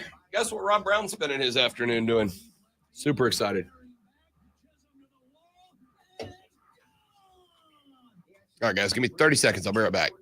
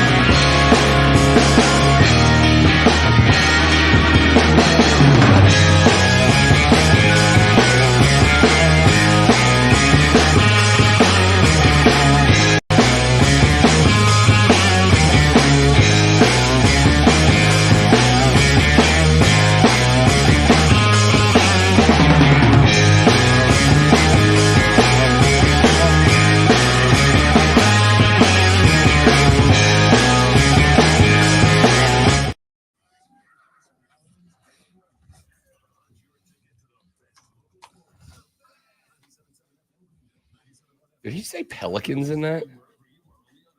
Yeah, I believe so. Maybe. I don't know. I'm gonna need that promo to run again. I swore he said Gamecocks, Tigers, Pelicans, and Hurricanes. Yeah, he said swamp. He said swamp rabbits. Oh, okay. Yeah. So let's take a look at the playoff picture for the NBA over in the Western Conference. We knew what the 5 teams were going to be battling 6 through 10 going into the last day of the NBA's regular season. We knew it was going to be Phoenix, New Orleans, Los Angeles Lakers, Sacramento, and Golden State. They could have finished New Orleans 6 through 8. LA could have been 7 through 10. Same for Sacramento and Golden State. How did it shake out? Well, I gave you the scores in the last segment, so I won't go through those again. But the Lakers beat the Pelicans, and the Phoenix Suns got a win on the last day. So that makes Phoenix the 6th seed. New Orleans does end up in the play-in tournament as the 7th seed, squaring off for a second consecutive time with the Lakers. The 8th seed, Sacramento, will host the initial play-in game as the 9 seed, and Golden State the 10. I got a text during the break that asked how the play-in tournament works. And the answer is this way. The 9-10 game loser is done. You are one and done in the 9-10 game. The winner of the 7-8 game will go into the playoffs as the 7 seed. They would get the 2 seed Denver in the opening round. The loser of the 7-8 game will play the winner of the 9-10 game. The winner of that game will be the 8 seed. So if you're in the 9-10 game, it is single elimination. If you are in the 7-8 game, it is double elimination. If you're in the 7-8, New Orleans and the Lakers, you just have to win 1. You're in the playoffs. If you're in 9-10, you have to win 2 to get in. So Oklahoma City, Chet Holmgren, Shy, they get the 1 seed. Courtesy of a couple of wonky results in the final day of the season, they jump the Nuggets and push the Timberwolves down to the 3 seed. The Thunder will get the last team in. That is the winner of play-in tournament game number 3, which is the loser of the 7-8 versus the winner of the 9-10. The winner of that game will go take on Oklahoma City in round 1. The 2 seed Denver gets the 7 seed. That is the winner of the Pelicans-Lakers game. The 3 seed Minnesota Timberwolves will host the Phoenix Suns in round 1. The 4-seeded LA Clippers will host the 5-seeded Dallas Mavericks. We knew that matchup before yesterday's results. Those were the only 2 teams in the West that were locked into a position before the final day of the regular season. Who's the wild card on this side? I told you the wild card is on the other side. It's the 7 seed 76ers. They're going to beat Miami in the first play-in tournament game. They're going to go in as the 7 seed. They are fine. I think the 76ers are likely in the Eastern Conference Finals when it's all said and done. Having Joel Embiid come back with rested legs was a huge deal. If there is a play-in tournament team that's going to make noise, to me, there are 2. New Orleans and Golden State. Now, I think it's more likely to be New Orleans just because the path to the playoffs is easier. They've got 2 chances to win 1. Golden State must win 2 back-to-back, and they must do it against a couple of teams that beat them down the stretch, Sacramento and New Orleans. Both of those teams have a late season win over Golden State. Golden State is intriguing to me, great one, because Golden State looked for a minute like Clay fixed them. Clay went on Draymond's podcast and told him to his face, he's like, bro, you have got to stop being a now. You got to stop. You're hurting us. You're making it harder for us. And Draymond hasn't really acted out since then. Now, he didn't play yesterday, but he hasn't really acted out since then. He's been pretty good. The Dubs ran off 3 in a row, lost to the Pellies, and knocked off the Jazz 123-116 yesterday. They put up 123 points in the process. I think the under has cashed in a Warriors game one time since Clay had his showdown with Draymond. That being said, it's not like they're out there dropping $140 on dudes' heads. Right? They're putting up 117, 123, kind of in that good but not great NBA team range. They got to knock off a hype, younger than them, De'Aaron Fox-led Sacramento Kings team, and then knock off either the Pelicans or the Lakers in a second game on the road. Both of these games for Golden State, by the way, will be on the road. Either way, I don't see Golden State winning back-to-back on the road against 2 consecutive playoff teams. And this has got to be it for them. I mean, at least for their core, you would think. Every year it's like, yeah, it's going to be harder for them to keep it together. I think Draymond's gone after this. And speaking of keeping it together, can he keep it together long enough to get them back into the playoffs to do an actual playoff series and not a play-in? That's tough, man. Clay is a free agent. We know that. So one splash bro may or may not be. I think Draymond retires. I don't think he goes to another team. I think he retires because his off-the-court stuff is really taken off. And whether you want to see him or not, he may end up being on a certain NBA show quite a bit. Draymond has most certainly been leaning into his broadcasting era. He has definitely been focusing on the podcast. He's been showing up to games, rocking the Draymond Green show hat and whatnot. So I would be a little surprised, but not necessarily shocked. It's not just that. He's been an analyst on things. When he hasn't been in the playoffs, he's one of those guys that's the go-to guy that they call, and they get to show up and be on things. I just think he's going to decide, I'm going to do something to mess up my next career if I keep playing. I mean, he stomped on a dude's chest, short of like... And people still call him to come in and be a part of their show. Short of murdering a man in the paint, I don't know what left there is for Draymond to do that would have people turn their backs on the guy. But hey, what do I know? I don't see the Dubs winning back-to-back on the road against playoff teams. Sacramento's a hard place to win. The blender in New Orleans is not, unless the crowd is full tilt. And this is the most excited they have been about the Pellies since Anthony Davis's first year. So you're just counting the Lakers out completely? No, I'm not. I'm saying even if Golden State's got to go to or even if the Lakers win, if New Orleans beats the Lakers, Golden State going, I think Golden State going to LA becomes the most compelling playoff game until the Western Conference Finals. Steph v. LeBron, and the loser doesn't get to go to the playoffs. When's the last NBA playoffs that didn't have Steph or LeBron in them? 1994, it feels like. So that's a big game. So if I asked you for a wild card, and for the West, I will go anywhere from 1 to 8, because Oklahoma City, the 1 seed, Denver, the 2 seed, Minnesota, I haven't been a believer in, but Anthony Edwards just kept that team and kept that team and kept that team around. And now he gets Karl Anthony Towns back. He's got the ring, well, you hope he's got the ring rust knocked off and is going to be playing better ball. I don't know, is Minnesota a threat getting to host Phoenix? I'll tell you right now, Phoenix is a wild card to me.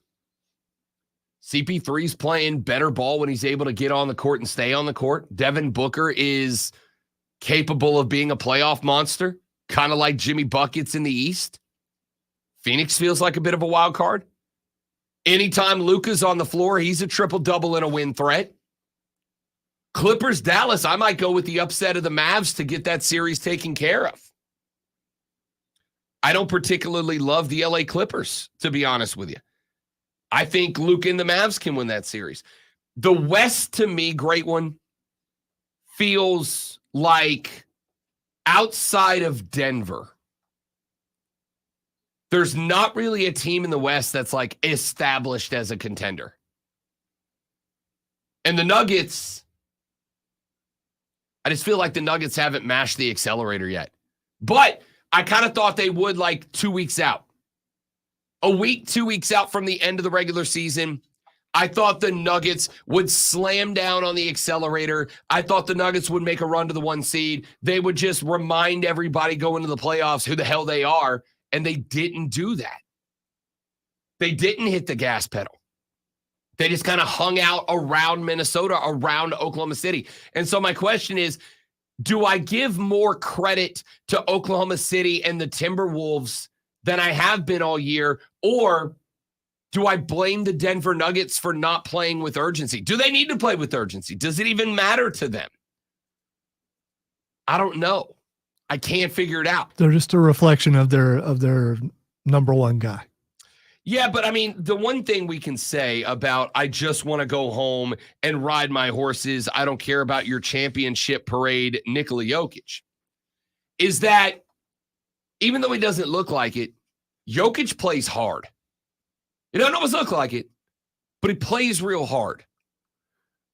It never felt to me like the Nuggets were like playing hard. It just kind of felt like they were just playing with their food. Like they were just out there putting up and down the court. We know we're going to score 120. We know we're going to lose a couple, but as long as we're hanging out at the top, we're good. And they hung out at the top. I don't know. I think Denver is still Denver. They're the same team effectively that won the world championship last year. I don't think they've had any sort of big fall off. So it kind of feels like it's Denver and everybody else. But they edged Minnesota by a tiebreaker. They let Oklahoma City steal the 1 seed away from them. I don't know if they're the same. I don't know if they're what I thought they were going to be coming into the play. So I'm a little iffy on that. Is Phoenix the wild card? Is Luka and the Mavs the wild card? Is there a team out of the play-in? I asked Lonzo earlier, who is your play-in wild card? He said Golden State. It's not a bad pick. If this team that has too much playoff experience over the last decade, if this team is able to lean on its playoff experience to understand how they need to win tough games, they absolutely are a threat. If they're going to go hit 28 threes in a game like they did down the stretch, they're absolutely a threat.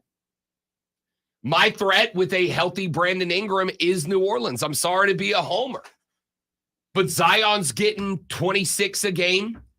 He's doing that without Brandon Ingram. Now he gets his mid-range threat back, which means you can't collapse around Z like teams have been trying to do. He gets to move back out to that point forward position and collapse defenses for BI. Herb Brooks might be the best defender in the NBA. Like the Pelicans feel like a wild card threat, not a Western Conference Champions threat, but a wild card threat. Who do you like out of the East? Are you going chalk? We going Boston, Oklahoma City? Is there somebody from the West? You going with Denver to repeat? Man, I don't know. I'm going to go with Dallas. I don't hate it. Not the experience, but here's a fun thing that somebody pointed out to me on Saturday. Zoe, when was the last time you heard Kyrie Irving's name and it wasn't because he played good basketball? Exactly. That's right? One of the reasons why I'm going with Dallas. Yeah. Kyrie suddenly doesn't think Sage works and believes the globe is round. He's a different guy. He's playing great supported basketball. And then there's Luka. Dallas is not an awful pick at the 5 seed. We got to take a break. So when we come back in hour number 3, we'll get away from a little shooty hoops. We got to talk more Masters. We'll get some baseball in here. The Bravos salvaged a series against the Marlins. We'll talk about that. And the greatest sports sales pitch in the history of time. All coming up after Lonzo seduces you with this sports flash. Or at least gets me to a second date. I don't know. No, not that. Dominance at Augusta. The number 1 ranked golfer in the world provided himself proved himself once again with his second green jacket. He also provided himself with it. Scottie Scheffler entered Sunday's final round with a one-shot lead and carded a 4 under 68 over the last 18 to end at 11 under, beating Sweden's Ludvig Ober by 4 strokes. Scheffler becomes the fourth youngest golfer with multiple Masters titles, behind only Jack Nicklaus, Tiger Woods, and Seve Ballesteros. Despite dropping the final baseball game on the road at Florida, the Gamecocks of South Carolina took 2 out of 3 against top 25 Florida over the weekend. South Carolina put up 28 runs across 3 games while holding Florida to just 22. Make sure you tune in this afternoon from 3 to 7 for our brand new local show, Wire to Wire. Cole Bryson and Diesel get you up to date, Wire to Wire.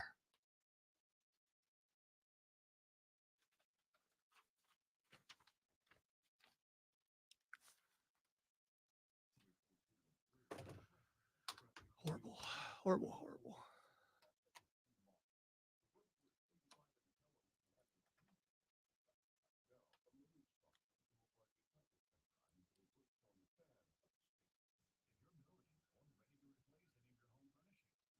Yeah, no.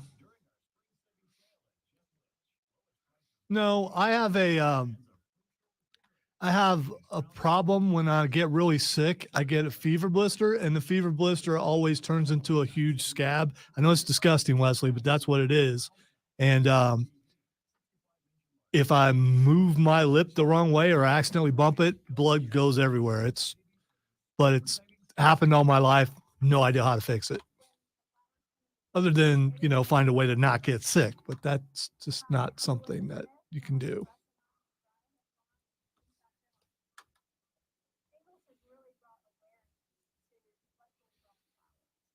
If I put medicine on it, for some reason, it gets worse. I don't know why.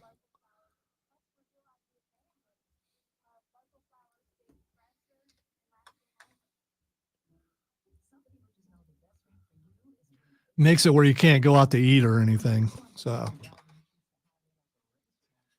and then when you tell people what it is, they don't believe you. They think someone punched you in the lip.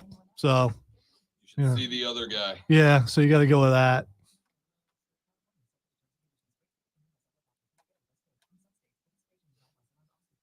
But I'm mostly concerned about the blood, because when it starts bleeding, it's bad. So you guys should talk Lonzo into a lip ring. I think he'd look awesome. Yeah, I'm not going to put myself through pain on purpose. Oh, I didn't take it that way, Wesley. Never going to get a tattoo. Never going to do anything where that involves me volunteering for pain. I'm just not doing that. Call me a wimp if you want.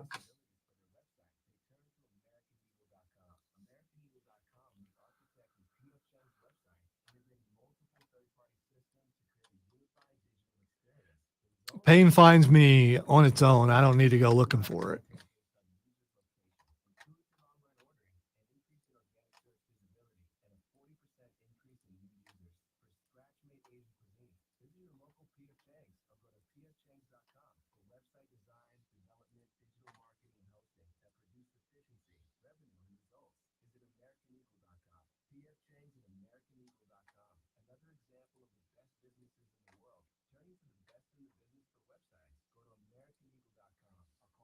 And by the way, if you want to pierce whatever, go ahead. That's your body. It's just not me doing it for me.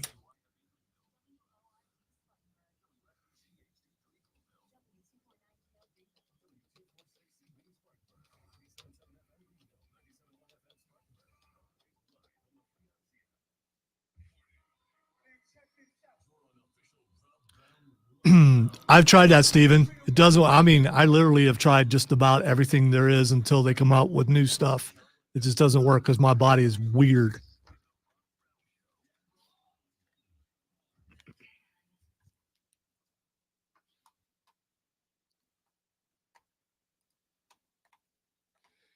And away we go with hour number 3, ladies and gentlemen. It is the Rob Brown radio program right here on the Fan Upstate. Rob and the great one Lonzo with you today and every day from 6 until 10 a.m. on this great radio station that we love to call the Fan Upstate.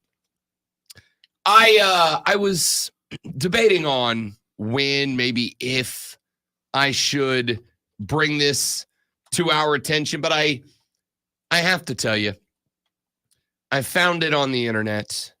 I love it so much. All right. It's a little old. I frankly don't know how old it is. I also frankly don't care.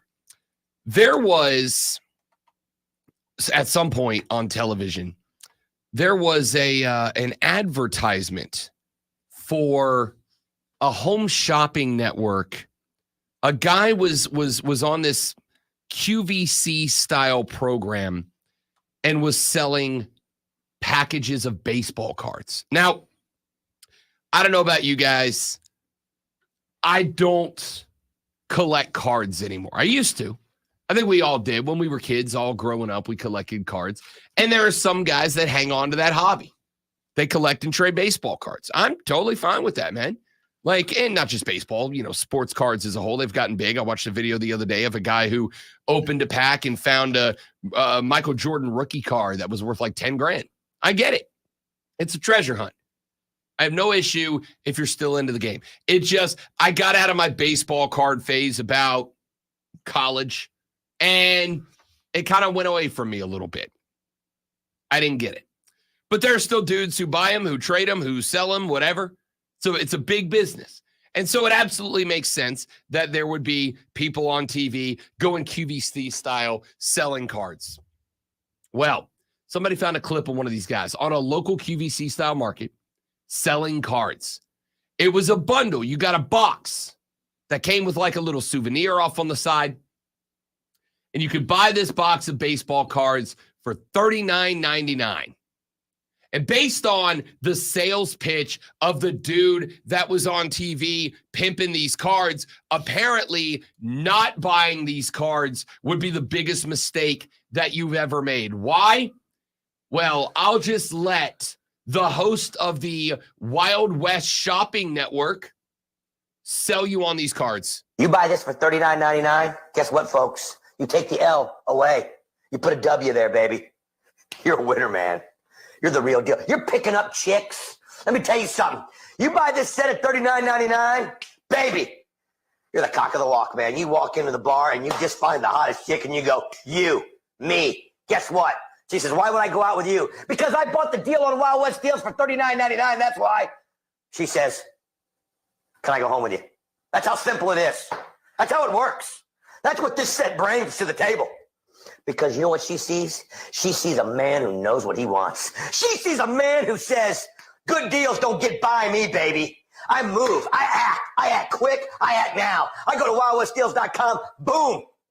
That's why you're hanging with chicks all night long. That's why you got guys like Michael Jordan calling you, wanting to hang out with you, baby, because you bought it for $39.99. I'm sold. I'm all in. I'm buying two. Wow. If you're in, if you want to pick up the best chick in the bar, apparently. Guys like Michael Jordan want to hang out with you. Yeah. Okay. That's the greatest sales pitch I've ever heard in my life. This guy sounds like someone from that guy. The guy sounds like someone who wears a hairpiece. I'm just saying. I don't know what he looks like. But that's what I'm picturing. I mean, that guy sounds like he eats gyms for breakfast. 6-pack abs, perfect hair. He's 6'8". He's clearly got all the ladies. I mean, save some for the rest of us, bud. That's it. He's tired, so he's wanting to share his tips with everyone. Listen. Yeah. If you buy this box of baseball cards for $39.99, chicks want to hang out with you. You will walk up to the hottest chick at the bar and say, you, me, home together. And she'll go, why? And you go, because I bought this deal, baby.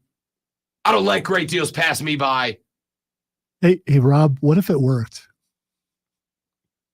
Are you telling me you believe for a second it doesn't? I have some doubts. Yes, I do. I have some doubts about the effectiveness of this method, but I'd be willing to entertain it I mean, not me personally, but watch someone else do it and see if it's effective. I mean, you're telling me. Would you have to live in the area? Would you have to be on the West Coast for it to work? I'm guessing it's West Coast because of you can go anywhere in America and say, hey, baby, I bought the $39.99 deal on WildWestDeals.com, and you could score Scarlett Johansson. Sorry, Colin, backseat anchor man. I'm taking ScarJo home because I bought the $40 box for $39.99 from WildWestDeals.com. Let's go. Hey, bro, things are going to turn around. You know why? Because I bought the $39.95 pack. I'm hitting the bar tonight. It's happening. The chicks everywhere. You buy this for $39.99. Guess what, folks? You take the L away. You put a W there, baby. You're a winner, man. You're the real deal. You're picking up chicks. Let me tell you something. You buy this set at $39.99, baby. You're the cock of the walk, man. You walk into the bar and you just find the hottest chick and you go, you, me. You, guess what? me. She says, why would I go out with you? Because I bought the deal on Wild West Deals for $39.99. That's why. She says, can I go home with you? That's how simple it is. That's how it works. That's what this set brings to the table. Because you know what she sees? She sees a man who knows what he wants. She sees a man who says, good deals don't get by me, baby. I move. I act quick. I act now. I go to WildWestDeals.com. Boom. That's why you're hanging with chicks all night long. That's why you got guys like Michael Jordan calling you, wanting to hang out with you, baby, because you bought it for $39.99. It's incredible. And can I point out, Zoe, from a radio perspective, not an not an not a second of hesitation. That was an LA Knight, caliber promo right there.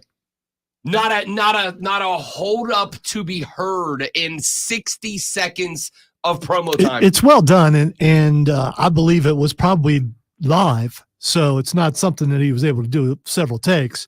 He just hit all that, just off the top of his head because he's that good. Like it was nothing. Hey, you, me, tonight. Why? Because I bought the deal on WildWestDeals.com. That is the stuff of legends. Do we know the guy's name? I don't. His name is Don. That's all I got. Because, of course, it is. His name is Don. And I regret to inform you that you will all not be hanging out with hot chicks all night long because that website's not on the internet anymore. I just tried to go to WildWestDeals.com because I was about to drop a 40 spot on that box so I could take the L away and put a W there. I thought to myself, you know what? I bet that if I ordered this set from Dawn of WildWestDeals.com, even though I'm engaged, my fiance would tell me, why don't you go hang out with hot chicks all night long? Because you bought that deal from WildWestDeals.com. All right. I looked up old Don. He's got a YouTube page, Don West Deals. Get out. Yes. Get out. Well, And the first thing that pops up is the electric guitar shirt, and it is sweet. Is it wrong that I want you to just roll the audio from one? Yeah, I'm not going to do that. I just found it. You are right. That it almost feels like a gimmick. It almost feels like a promo, but from what I understand, it wasn't. This was genuinely a show that Don did like a local QVC kind of deal on. I listen. Take the LOA, put a W. I don't know. There's a guy on his show called Jim Bob Johnny Walker Black. I don't know. Johnny Walker Black is a liquor. That's an actual whiskey. Yeah, I know. His name is Jim Bob Black, but in quotation marks, Johnny Walker. So Jim Bob Black's nickname's Johnny Walker. I like that. Okay. I like that. All right. I like that a lot. Texter said, Rob, I just bought 4 boxes so I can take the LOA. I would call the show, but I don't want to miss Michael Jordan's call. Now it's the right call because guys like Michael Jordan, they're going to call and want to hang out with you, baby. But they're only going to call once. So, I mean, so you got to be standing by. They only need to call once because you don't miss a deal. You don't miss a great decision like that. I will buy a timeshare from that man. If that man told me that there's a Nigerian prince who wants to give me $1 million, all I got to do is send him $1,000 to arrange the deal, I'd send him 2. That's the most convincing on-air salesperson of all.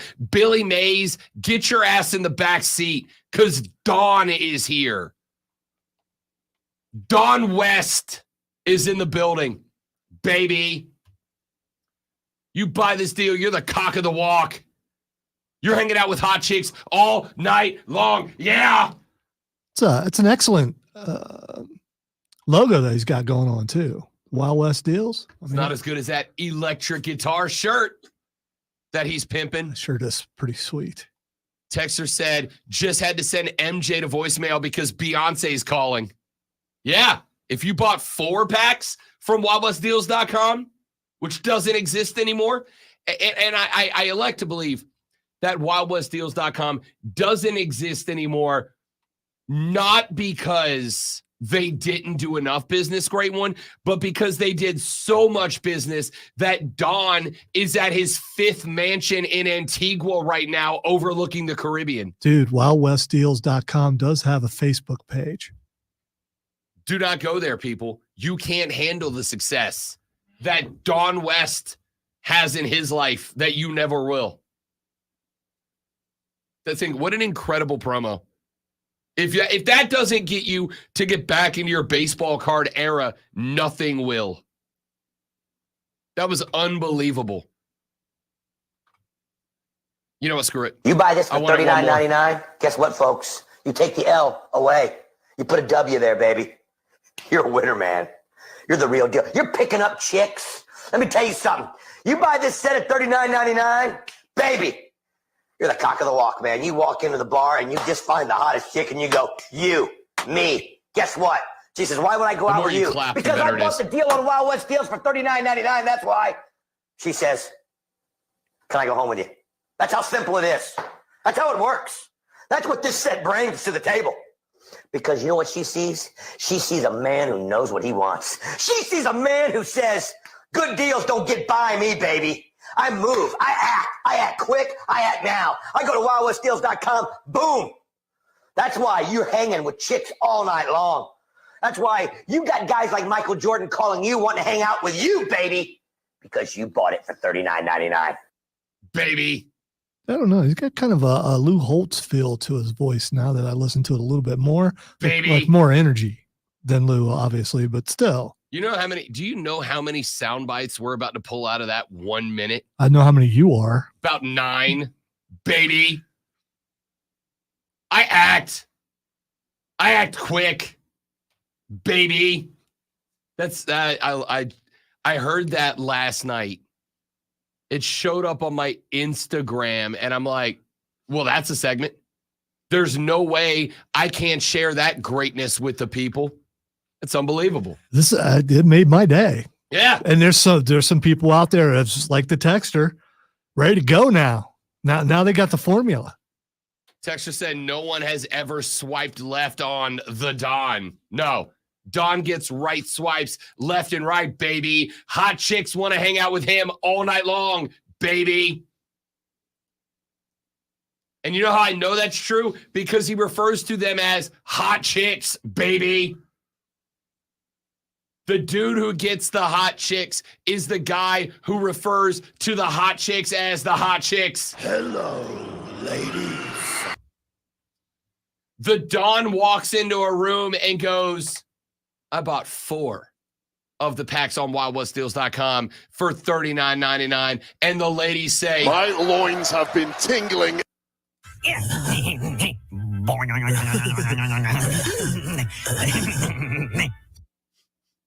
the Don. He's a man of the people. What a legend. What an icon.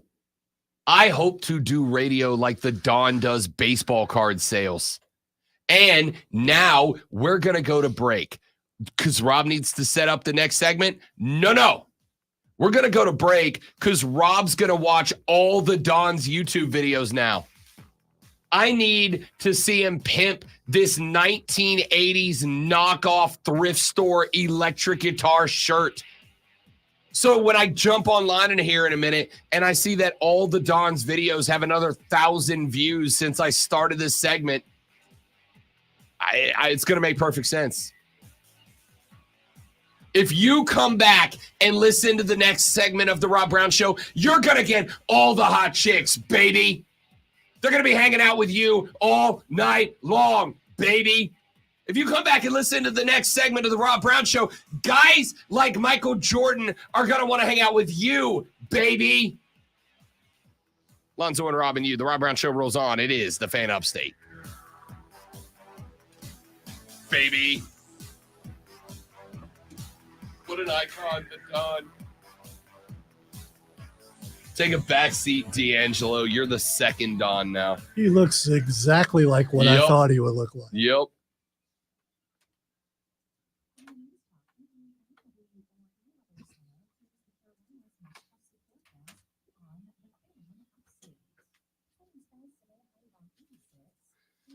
All right, guys, stepping away for 45 seconds. I'll be right back.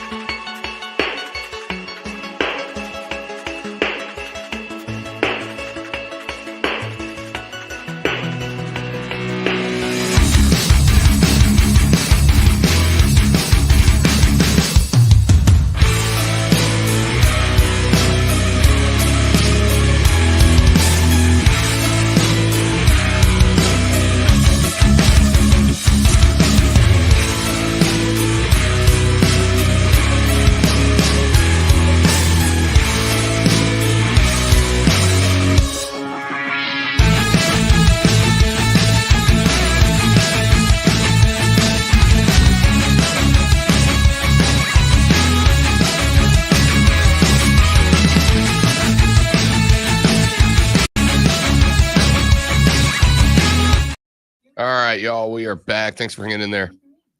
He's a poor man, Scott Steiner. Look at your guy, JJ. John Blau, next segment. Don't let me forget, please.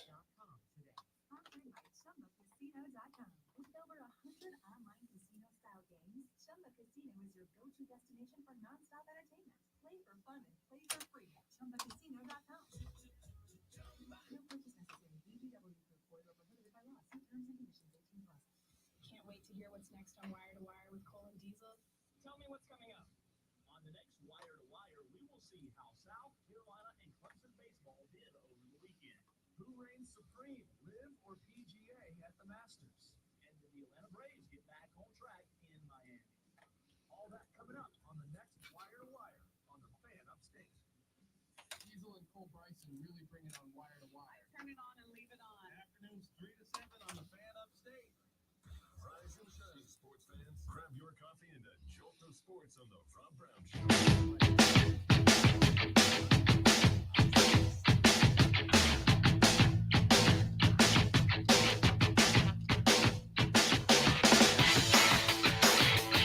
The Rob Brown Show continues. It is the Fan Upstate. Rob Brown, the great one, Lonzo, with you here on a lovely Upstate Monday morning.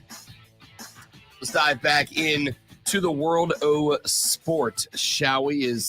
We had another phenomenal weekend, including the Masters. I wondered how hard the world of golf was going to go on the paint, around some paint, on the Live Tour v PGA Tour battle with all these guys back out on the floor. And I'll say this. I talked about this on the show on Friday. We talked a little bit about what's happening with golf. And Lonzo had I think, apt point of, look, golf for about a decade and a half benefited from the greatness of Tiger Woods because he was compelling, he was charismatic, he was interesting, and he dominated everybody. He was good. I think that Tiger raised the audience, but he also raised the audience's expectations, for sure. And without Tiger, which means you are missing out on two things. You're missing out on a guy that has incredible charisma, but you're also missing out on a dominant golfer, or you were until Scottie Scheffler showed up. Scottie right now is playing golf the way Tiger was playing golf in his prime. I don't know if he's going to have a decades-long success run like Tiger did, but he's in that mix. Let me tell you, post-Live Tour split, when golf was the most interesting. It was when you had the initials or pre-initial split, when you had a rivalry going between Brooks Koepka and Bryson DeChambeau. I don't know if you remember the interview, but there was a spot at one of the majors where Brooks Koepka was doing an interview, and this was right after Bryson DeChambeau came back. And remember, when Bryson DeChambeau came back and he was completely yoked beyond belief, he came back absolutely jacked, and he was a big science dork. Remember that? Golf's all calculus and trigonometry and algebra. Didn't he have like T-shirts or something? He had polo shirts that had like little Benson burners and beakers and mass signs on them. And I thought that was really compelling because he came back and he said, yo, I'm approaching golf the way that all you old stuffy folks hate it. I'm approaching golf. This is the conversation. It's happening in other sports too. What do we call it in other sports? Analytics. Old hat baseball guys despise the analytics guys. Guys like me. Guys who go numbers. Numbers. You still got to play gut feelings here and there, but numbers tell you everything. We now have supercomputers that I can plug my pitcher in, and I can plug in any set of variables. What does this guy do in the fifth inning against left-handers with 2 outs, with 2 strikes and 2 balls on the scoreboard? And that computer will go look through that guy's entire career history and say 83% of the time he throws a curveball down and away. So likely he's probably coming curveball here. Not a guarantee, but likely he's probably coming curveball. And I can tell my batter, hey, sit on the curveball here. Watch the curveball low and away. That's where you're swinging. Everything's analytics. Every sport is analytics. Every sport, there is truth in the numbers. And Bryson DeChambeau came back and said, I'm a numbers guy. Every shot I hit, every spot on the golf course, I'm going to have a little book that I'm going to open up. And that book is going to say, on this hole, from this spot, at this percentage, this is the right club. And that's what I'm going to play. There's no more guesswork here. I'm going to have a little book that's got 1 million circles on every hole. And it says, if your ball's in this circle, you hit an 8 iron. And if it's in this circle, you hit a 7 iron. And he was kind of being a gigantic Dork. and everybody got real mad. And Brooks Koepka, who's the exact opposite of that, kind of hated Bryson DeChambeau. And there was an interview when Brooks was doing an on-camera interview where Bryson DeChambeau came walking past him. And while he was walking past him, he was walking in golf spikes, but on concrete. You know that sound that golf spikes make when they're on concrete? That sound? Same sound anyone who wears high heels in our hallway makes. Correct, but like 9 of them. He's walking by Koepka with these loud-ass spikes on concrete, and Brooks Koepka looks back over his shoulder, and as he's coming back to Cam, pulls a Jim Halpert and rolls his eyes. So far, I thought they probably could have seen his brain. And everybody was like, oh, this is a rivalry. This is a rivalry. Well, then, Brooks Koepka moved on, got past the rivalry. Now they're friends.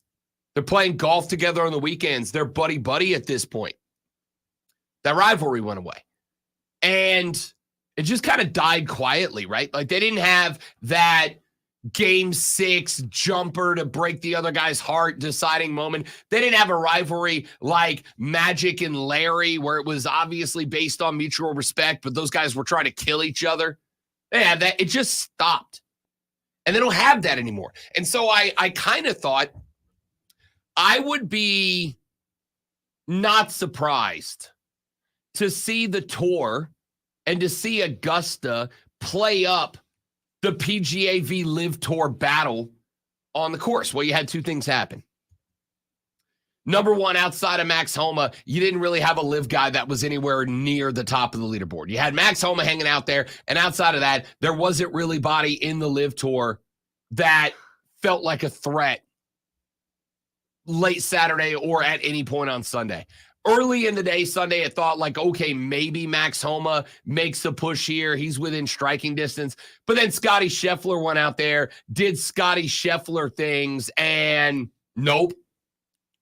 I'm trying to recall the portion that I watched, which was a pretty good amount Sunday, them pointing out this is a Live golfer and this is a PGA golfer, and I don't recall seeing that. They really didn't. Now, I will point out that. Did they do that a bunch when this whole thing started? Not, I mean, yes, like the world of golf definitely did. Like golf was doing its best to kind of pimp this rivalry a little bit, to kind of make this rivalry feel genuine. But you got a couple of problems that have prevented that. The first problem you have is neither side is actually doing anything, talking smack back and forth, because they got that merger on the table. They got that merger on the table between the PGA and the Live Tour. They both want it to happen when they get the details down. They both want it to happen. And so they can't really openly go out there and have the PGA boys, which is why, like I said, Rory McIlroy for a hot minute was the guy I was paying attention to, because Rory was out there running his mouth about the Live Tour and, you know, calling them rebels and calling them castaways and all that. And I was like, hell yeah, now it's interesting. And then he stopped. And he's chalked it up to, well, I just want to focus on golf. But I think anybody who's following the story knows, no, the PGA told you to knock it off, because the only way to make the Live Tour go away is to join hands with them, right? Like they've reached the, if you can't beat them, join them part of the conversation. And I think because of that, you've pretty much ended up in a position where the Live Tour guys aren't going to come after the PGA guys. The PGA guys aren't going to go after the Live guys. And it's not really a rivalry if they're not fighting, right?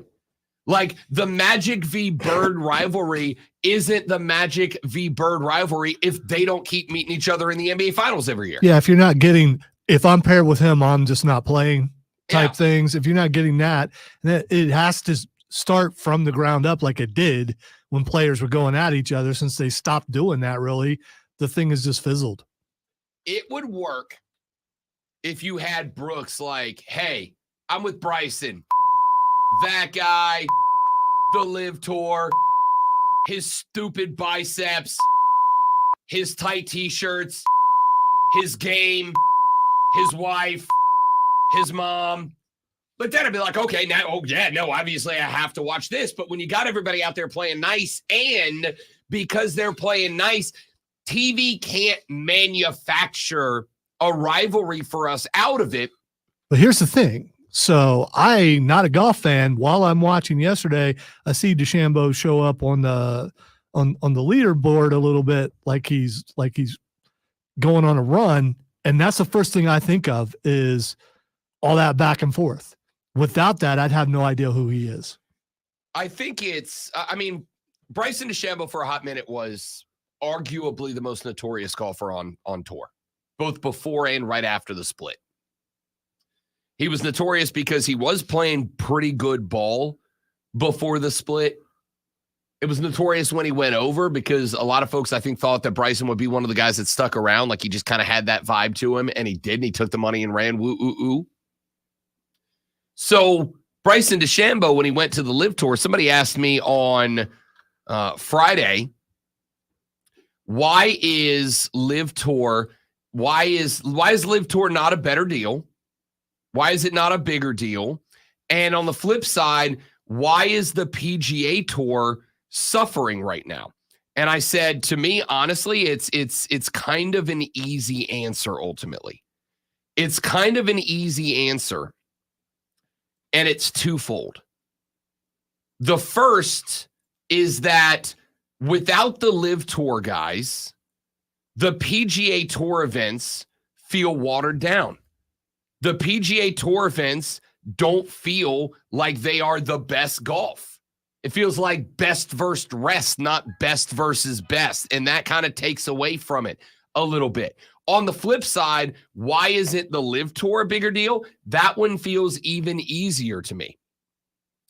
That one feels like primarily it is because of the fact that it's just different.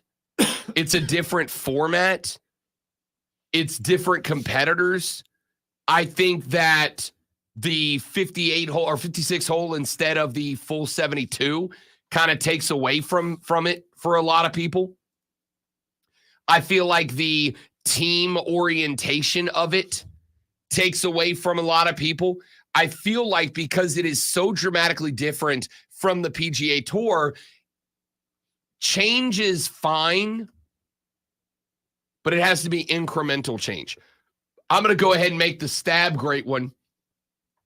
That when the NFL kicks off in week 1 with the new kickoff rules, social media is going to burn because of people going, I hate it. This is dumb. I hate it. Because they didn't incrementally change kickoff. They dramatically changed kickoff. LIV Tour dramatically changed from what golf fans had been used to for 1,000 years. And because of that change being so dramatic, I think it was hard for them to convince people. You also have to bring up the fact that LIV Tour is inaccessible, right? Where does LIV Tour playing this weekend? I got no idea. Oh, I thought you said they were on the CW. Sure. What channel's the CW at your house? 62. Okay, that's not fair. They do they used to do all They the comic book shows. used to, yeah. That's why I know. Yeah. I would go if I ask 99 people on the streets of Greenville, South Carolina, the overwhelming majority of them couldn't tell me what channel the CW is at their house if I gave them $100 to do it. But if they did, you would right away go Arrowverse nerd. Correct. And the ones that did, I would go, oh, okay, you were in for Smallville. Got it. It's inaccessible. It's a bunch of unknowns. It's a wild format. And now you have split the best group of golfers into 2. So no tournament has all the best. They all have half of the best and then everybody else that jumped up. And we don't go for that. Never have. So I thought they would really lean on the PGA Tour LIV Tour split in this Masters tournament, and they really didn't. And I don't know if that is because it is hard to prop up a rivalry where the two sides in the rivalry don't talk about it being a rivalry, A, and B, Go ahead. I was going to say that the first thing on the CW Sports page is Live Golf, I'm sure it is. followed by NWA Wrestling, 100 Days to Indy, Inside the NFL, and ACC College Basketball. Yeah, I think that tells you what you need to know. I don't know if you know this. College basketball is kind of over, and that's what they're pimping right now. I think that's kind of the point. So I thought they were going to lean into it. They really didn't, and I don't know if it's because both sides of the rivalry aren't pretending it's a rivalry, and or B, Live Tour guys weren't really in competition because Scottie Scheffler just killed everybody. Not sure. We got to run to a break. When we come back here in the next segment, John Blau covers Clemson athletics for the Post and Courier. We're going to talk to John coming up next. We'll check in on this baseball tournament, baseball series that took place between Clemson and NC State. We'll see if there's any final thoughts about basketball season. All of that coming up next with John Blau with the Post and Courier on the Rob Brown Show in the Fan Upstate.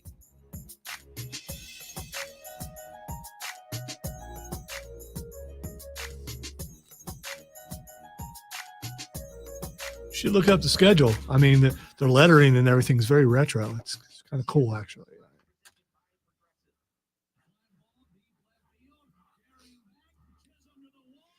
All right, guys, we're going to step away just a couple of minutes to get John lined up, and then we'll come right back. Y'all don't go anywhere.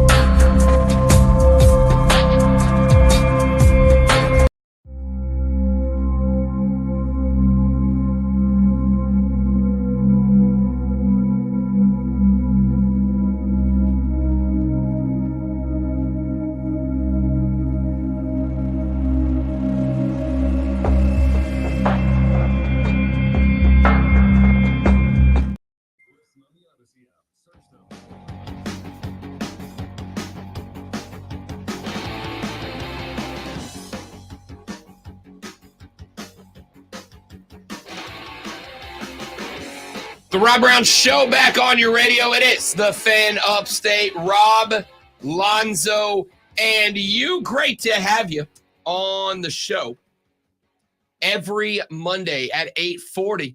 We welcome to the radio broadcast from the Post and Courier. He is a reporter covering Clemson athletics. He is John Blau joining us here on the show. John, welcome back, big dog. How was Masters weekend for you, partner? I didn't watch a single minute of it. Are you anti-golf guy, or were you wrapped up in Clemson sports and you just didn't get a chance?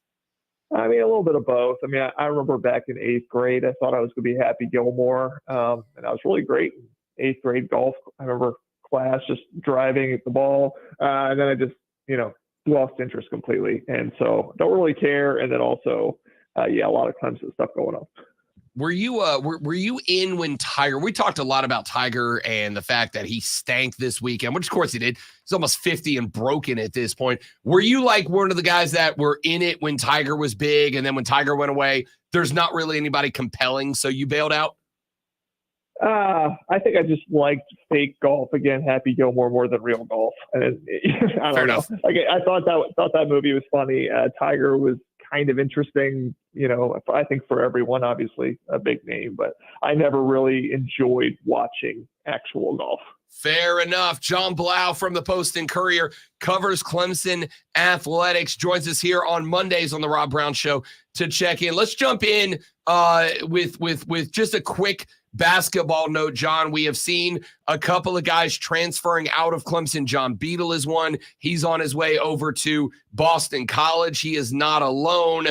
We have seen some other players transfer out. Can you kind of give us some updates on transfers in, transfers out, and how this is being approached and handled by Brad Brownell?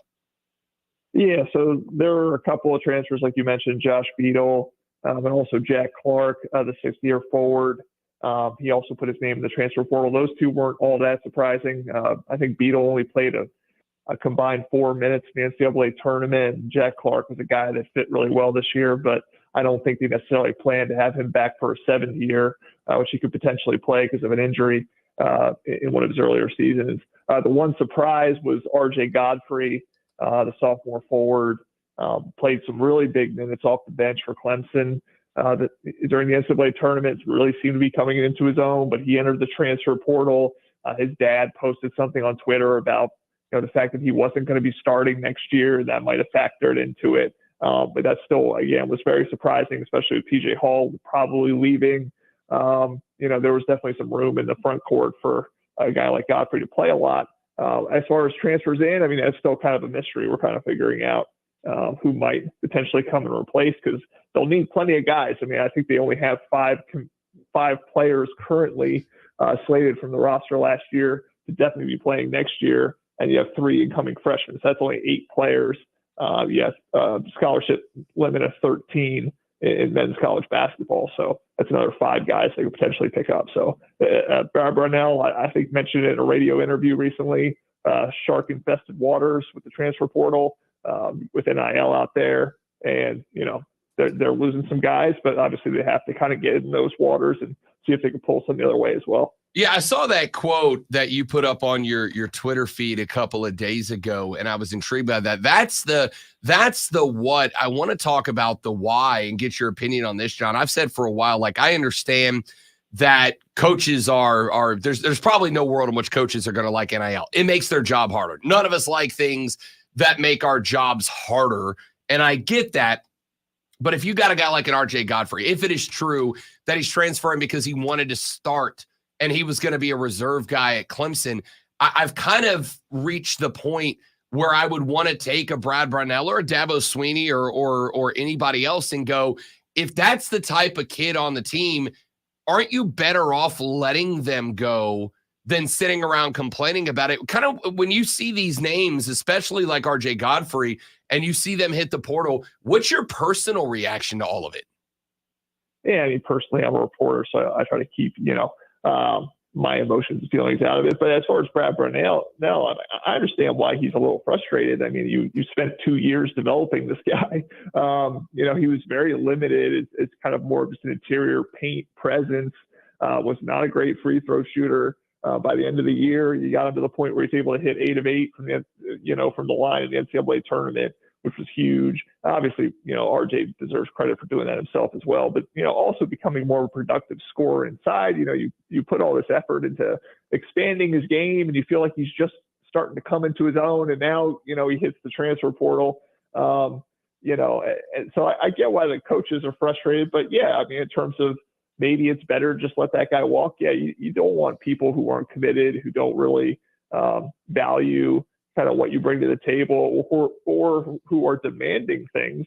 I mean, the thing that's kind of odd about what his dad Randall said on Twitter is that he already knows he's not starting next year. I mean, we're months away from the actual season, so he had an opportunity over the next several months to potentially earn a starting spot, or to be a sixth man who comes off the bench and plays 25 minutes. I mean, what's really the difference there? And I can kind of, see all that, from a coach's perspective, what they would maybe feel about that. So, yeah, it's frustrating, but yeah, at the end of the day, like you said, I mean, if a guy doesn't want to be there, if he wants to go somewhere else, you feel like that's a better opportunity.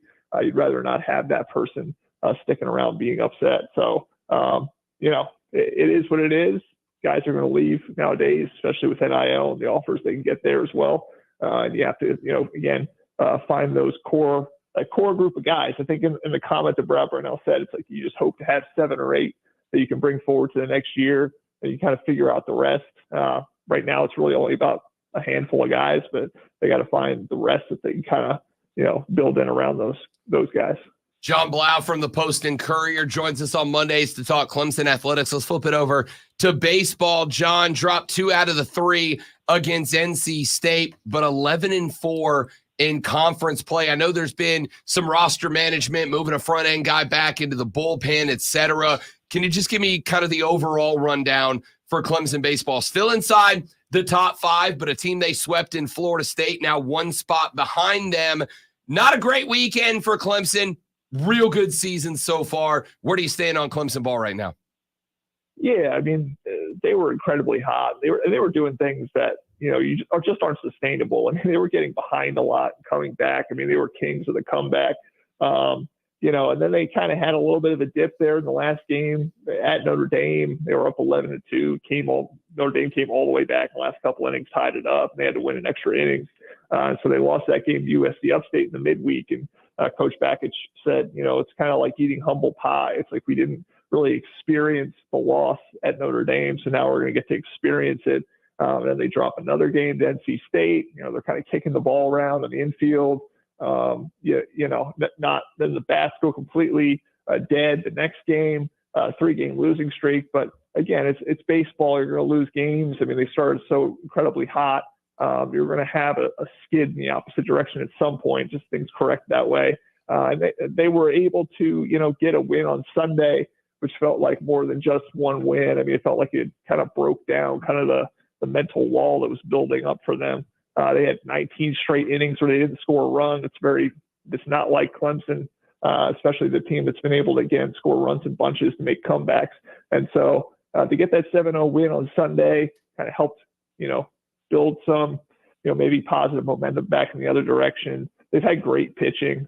Ethan Darden, his 4 runs given up on Saturday, only one of them was earned. So he had a bunch of errors in the field, and Aiden Canuck through 8 innings had 10 strikeouts. The rotation looks really good, especially with Tristan Smith, the sophomore, coming back from an ankle injury. They just got to get those bats, consistently going, and I think they feel better about it after Sunday's performance. John Blau from the Post and Courier joins us here on the Rob Brown Show and the Fan Upstate. Talk to me a little bit about, I know we mentioned it just a minute ago, but as far as the pitching for this baseball team, I know we've had some moves. You've got guys like Aiden Canuck who are out there playing exceptionally well. You also had, and I'm blanking on the name, but the pitcher moved from the starting spot back out to the bullpen. As far as the comeback from behind efforts, has this been a struggle with front end pitching this year that Clemson's trying to get cleaned up right now? Again, I don't know if it's cleanup or, again, Tristan Smith, who's been out for about 3 or 4 weeks. with an ankle injury. He's about to come back. And yeah, I think you were mentioning basically Austin Gordon. He was a guy that, he pitched a lot last spring, and then into the summer had a tired arm, had to put the ball down in the fall, tried to ramp back up to be kind of one of those weekend starters they were kind of counting on. It never really came together. I mean, he had an ERA that I think was around 8, which wasn't good. And so they just thought, okay, let's see if we can move him to the back end at closer, pick up his velocity a little bit, be able to use him multiple times on a weekend. And yeah, he's been really good in that closer role thus far. His first 3 appearances as the defined closer, he had 3 saves. And so, yeah, the front end maybe is coming together a little bit in terms of, again, Smith coming back. Ethan Darden has kind of planted the flag as a guy that's probably going to be a weekend guy like he was last year. Initially was coming out of the bullpen. And then, like you mentioned, Aiden Canuck has been absolutely phenomenal as a freshman. So it's kind of been more just kind of figuring out roles, moving things around. I think the pitching has done enough for the most part. I think the bullpen could be a little bit better. I mean, there's been a couple guys, Rob Hughes, Nick Clayton, who've given up some runs. But yeah, for the most part, I think the pitching's been fine. It's just, in the field, not playing defense behind them, way too many errors. And then, at times, again, like Saturday, we get shut out 4-0, not getting the bats working. And that's not, common for Clemson. I mean, it's a reason they started 28-3. I mean, they've always been able to get the bats going at some point. So it feels like maybe that was a little bit of an anomaly that they're getting that sorted out and got that sorted out on Sunday with a 7-0 win. John Blau covers Clemson athletics for the Post-Courier. He joins us every Monday morning at 8:40 to talk Clemson sports. John, my man, appreciate it, big dog. Thank you very much. We'll talk to you next week. Sounds good. Thanks, Rob. You got it. John Blau. You can follow him on Twitter at John Blau, JON_BLAU. Appreciate his time as always on a Monday. We don't have to go to a break. We get to go to a break. We get to experience not just a break, but the pure ecstasy and bliss that is Lonzo Sports Flash. Enjoy it while you can. You never know when it's going to be the last one, which is why I'm going to do my best, or whatever you end up with. Despite dropping the final baseball game on the road to Florida, the Gamecocks of South Carolina took 2 out of 3 against top 25 Florida. Over the weekend, South Carolina put up 28 runs across 3 games while holding Florida to 22, including just 3 in the series opener. The win moves the Gamecocks to a season record of 25-11 overall, which is pretty good. Clemson baseball dropped a 3-game set against North Carolina State, but salvaged the weekend with a 7-0 shutout win yesterday. The 2 losses represented half of the total conference losses on the season, with the Tigers at 11-4 and 29-6 overall. Also, pretty good. Tune in this afternoon from 3 to 7 for our brand new local show, Wire to Wire. It's pretty good. Cole Bryson and Diesel get you up to date on the latest local and national sports news, great guests, great debate, and a lot of fun. You know what? It's all Wire to Wire.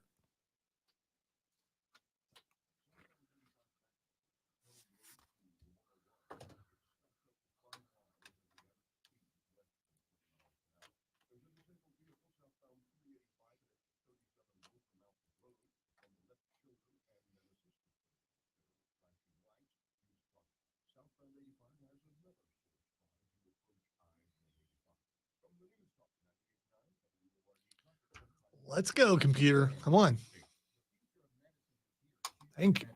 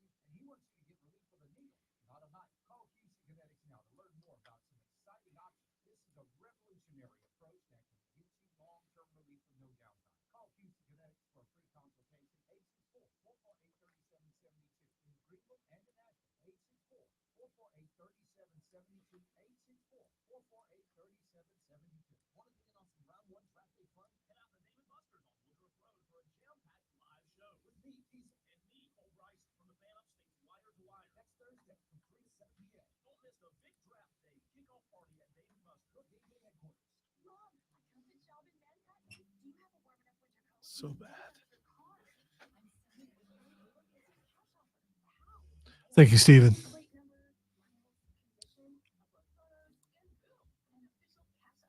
Admittedly, Rob got me on that second one. That's why I struggled. I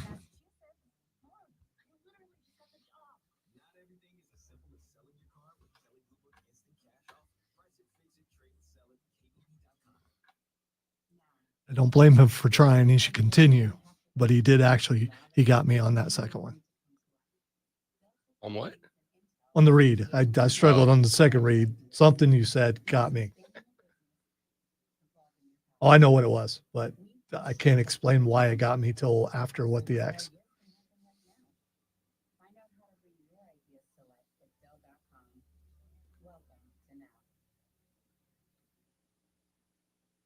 Unique and unlike any other sports talk show, it's BetMGM Tonight, Monday through Friday from 7 to 11, only on the Fan.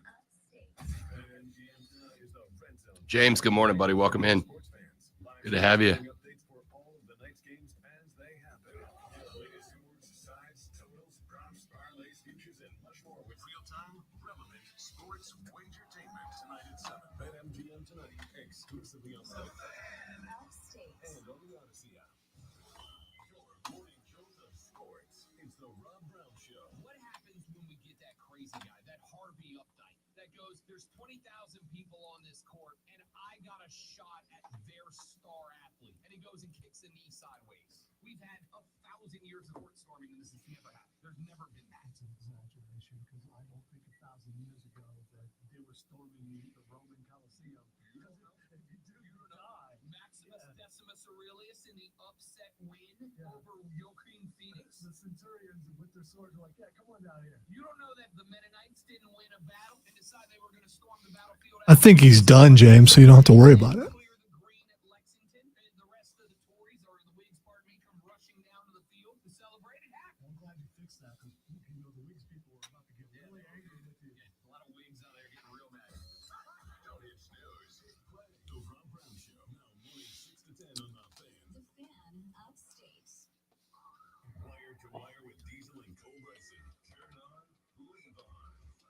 As of right now, North Carolina, Virginia, the other schools that are linked with possibly wanting out of the ACC. We're just going to sit back, let Florida State and Clemson take all the heat, let them spend all the money and the legal fees to figure this out, let them sue the league, let the league sue them back. They are going to sit on their hands and not do a damn thing, which kind of feels like how they've operated football-wise over the past decade and a half, right? They're going to let Clemson and Florida State do all the heavy lifting while they sit back, see how things go, and then swoop in at the last minute and say, hey, look, we're with you. It's a brilliant strategy. You don't have to spend the money in legal fees. It makes them look scared. Wire to Wire with Diesel and Cole Bryson. Turn on, leave on. Afternoons 3 to 7 on the Fan. Upstate. WORD Spartanburg. WFBC HD Treatment, the official sports voice of the Upstate Fan. 97.7 FM Greenville, 97.1 FM Spartanburg. I would like to point out that that entire hour was on the clock. What? That whole hour was on the clock. Was on the clock? Yeah. We weren't late in or out of a single second. Oh, okay. All right, because I have no idea what you're talking about. What's that? Maybe it's so unusual. I was just like, what? Huh?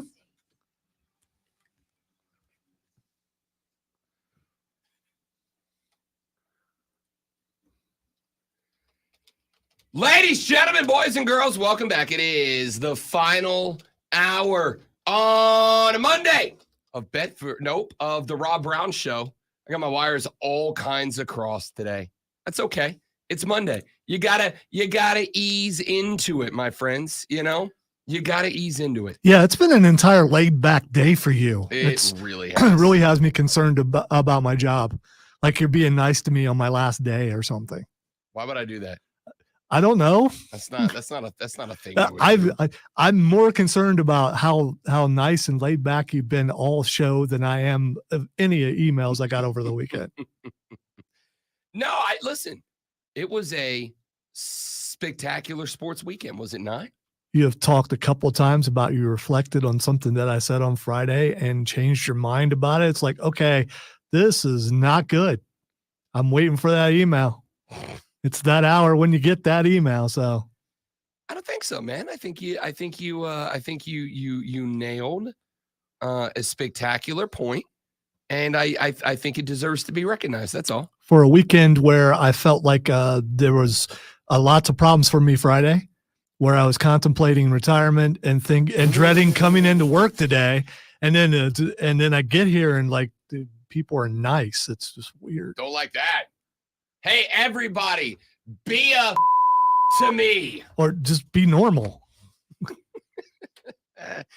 Good weekend of the Masters. Scottie Scheffler, 11 under, ends up taking home the green jacket one more time again. That's 2 in 3 years. Had a very interesting Friday night SmackDown on Friday. We had, I don't know how much, if any of it, you got to watch, great one, but UFC 300, as far as I'm concerned, was everything we had hoped it would be. Yeah, I just wasn't. There was no heavyweight. I mean, I did see the knockouts and everything, and it looked like it was awesome. I've seen a bunch of the highlights, but there wasn't the one thing that made me buy it, even though as good as it was. And Gaethje going down, going down with 1 second left. Yeah. I mean, that was amazing. There was buzzer beater knockout. Well, it's one of those things where just about everything shows up on X, like later after it just happened. So if you're not in that mood where you got the money, you can afford the pay-per-view, you're ready to sit down, you're wide awake, you're going to be able to be awake until the next day, which is what you normally have to do.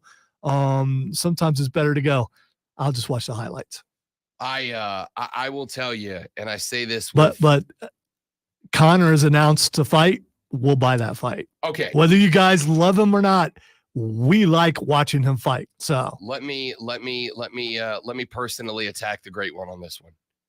If you are more excited about the return of a washed up Conor McGregor than you are about what that card was this weekend, you don't like fighting. You like celebrities. I am. And here's much like what we talked about with golf. He stands out and he sells pay-per-views. He absolutely does. I would love to see a heavyweight fight that actually means something, but because Dana caters to whatever John Jones does, to the point where the title is just put on hold. Any other weight class, there would have been an interim belt out there and someone would have been fighting for it. But because it's John Jones, the heavyweights just no longer exist. I'm a heavyweight guy. Look at me. So I like watching heavyweight fights. I just do. Man, I'm sorry. Like that card. No, it would have as compelling. It would have been worth it. Put together in ages. It would have been worth it, but I wouldn't have been awake. So I mean, well, I can't help you with that. I can't help you with that. I a lot of times I'll make the decision when I get done with Upstate Pulse on the way home. I will tell my wife, or she will tell me that she's already bought it. And in this case, it didn't happen. And, you get home and go, okay, I can't make it. And it's pretty pricey. It's not cheap. I'm not disagreeing. I am simply going to say, as far as I am concerned, that was the best card they have put on in a very long time. And if you are more excited, if you're going to stay up to late to watch McGregor, because it's not like that fight's going to be earlier. I will. I will stay up to watch McGregor. I absolutely will. And they will stack the card around him. It'll be pretty good. They have the last couple cards been really good. And this one was absolutely stacked. But you and I talked about it on Fight Club on last Thursday. Where are the heavyweights? That's the money bouts for me. And the fact that there aren't any, it's almost a no sell for me. I don't know. So I'm good at my job for sure. I'm not gonna. By the way, Sean O'Malley is, when he's fighting, that's a must buy, because he's got the showmanship down too. And maybe I just have too much professional wrestling in my heart that I need to see some of that build up before I watch a major pay-per-view. And there's also, and I brought this up several times, it costs a lot of money to watch. Again, I understand and agree with that wholeheartedly. So if I'm going to watch maybe 2, maybe 3 per year, I'm going to pick out one where I know there's one guy that everyone either really loves or really hates, and they're fighting, and I'm going to watch that.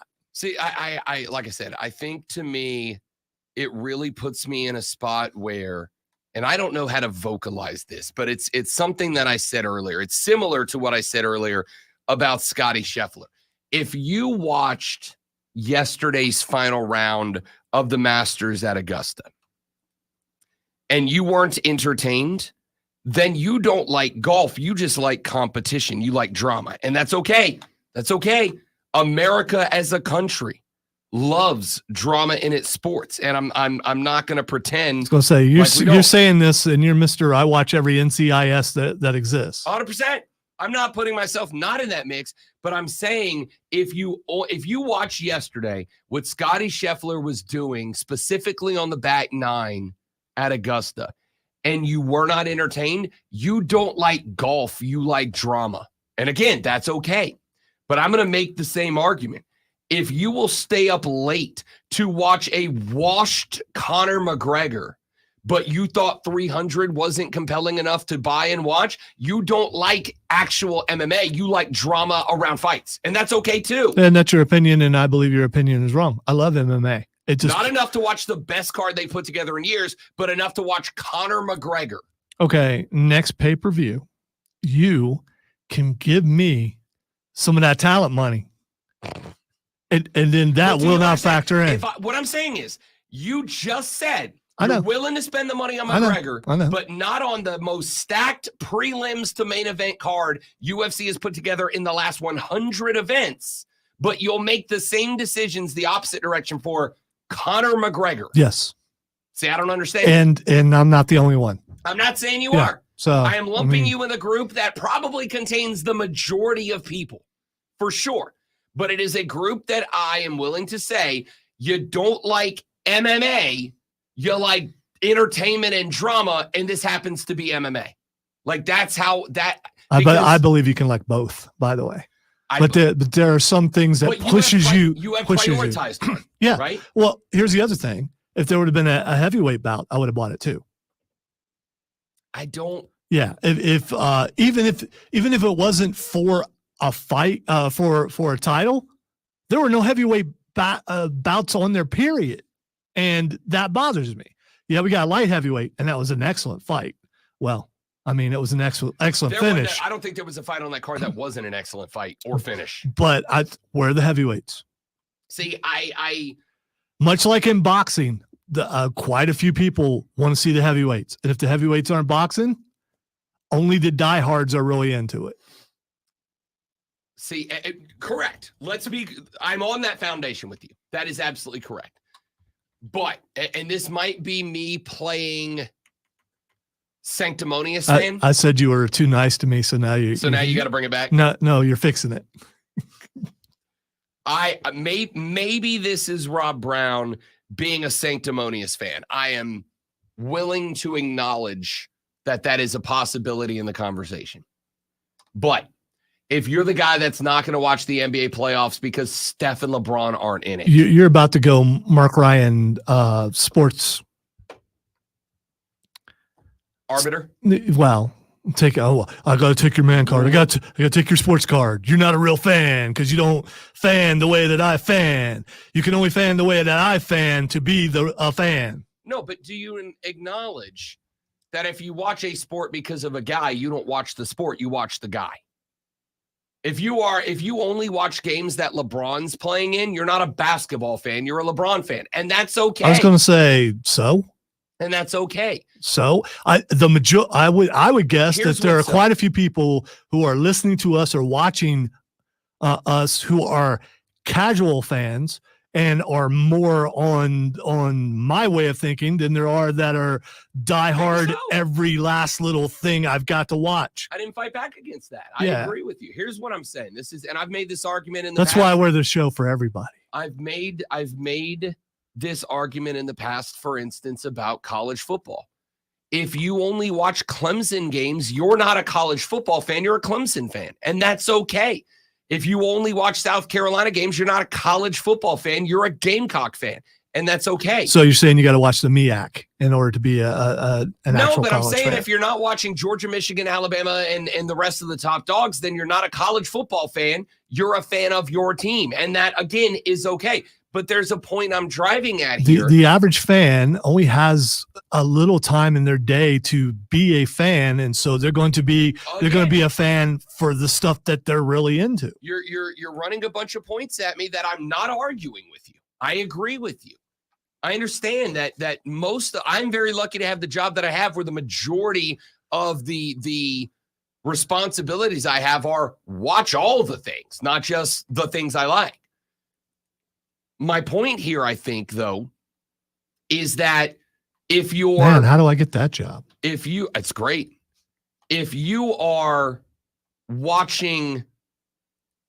If you're going to stay up late and you're going to pay the money to watch McGregor, but you're not going to stay up late to watch UFC 300, which was a phenomenal card top to bottom, I think you're shortchanging yourself as a fan of the sport. I think you're costing yourself real entertainment and enjoyment because, like they're gonna try to make a compelling card. There is a very high likelihood that whatever they put together under McGregor on that card is not going to be as good of a card as 300 was, and I feel like you cost yourself a very good 300 to watch a good 305 or whatever it's going to be, but with a washed-up fighter at the end of it. What fight did I miss?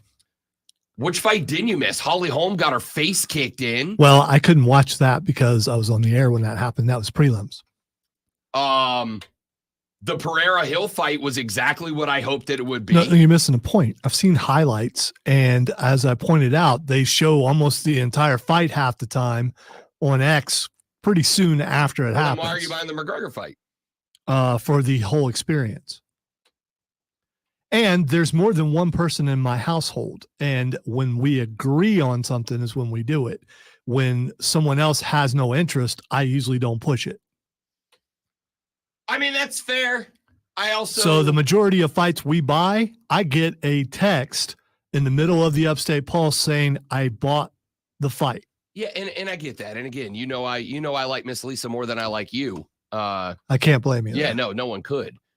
But at the same time, my response to that would be like, yeah, but you're still an individual fan. You can still buy it even if she doesn't want to watch it. I guess all I'm saying is... No, I can't. Because, I mean, because we work in radio. Yeah. I think what I'm saying, and I said this yesterday. I've saved up my allowance. Is it all right if I go ahead and, watch this? I think I kind of had the same thing yesterday, so that I'll throw myself under the bus as well.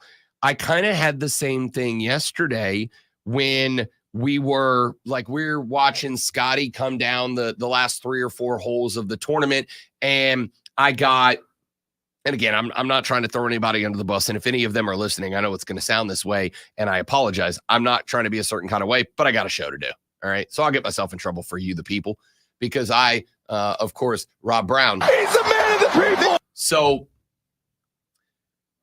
I'm sitting there watching Scottie Scheffler, and I got to my right the fiance and one of her friends talking about, the wedding plans in prep.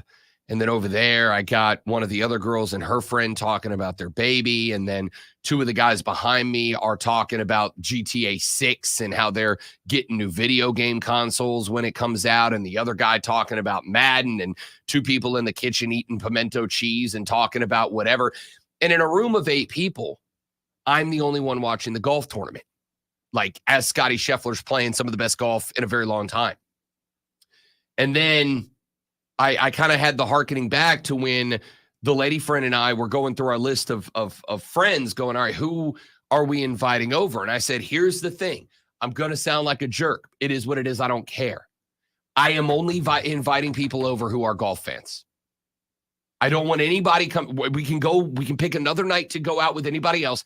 But if they're not golf fans, I don't want them here. And she's like, why? It's a party. And I said, right, it's a golf party and I want to watch golf. And if you bring over a bunch of people who don't give a damn about the Masters, then what ends up happening? I got to play the role of good host. And whenever they need something or want something or want to do that, I got to ignore the Masters to talk and to host and whatever. I got to do all that instead of watching the golf.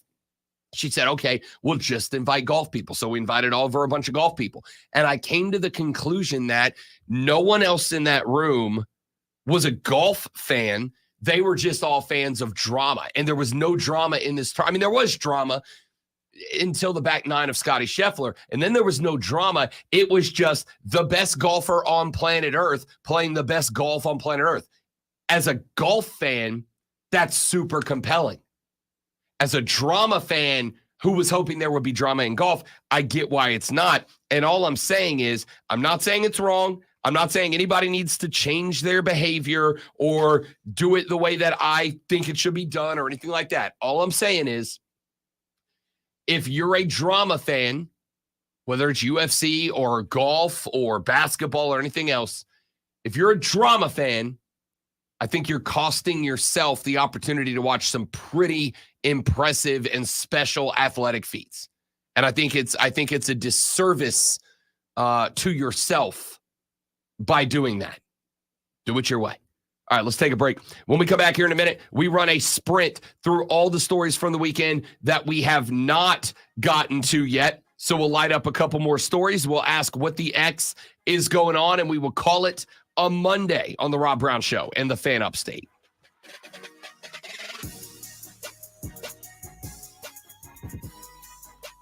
Are you going? Yes. Okay. All right, guys, quick bathroom break. We'll be right back. Don't go anywhere.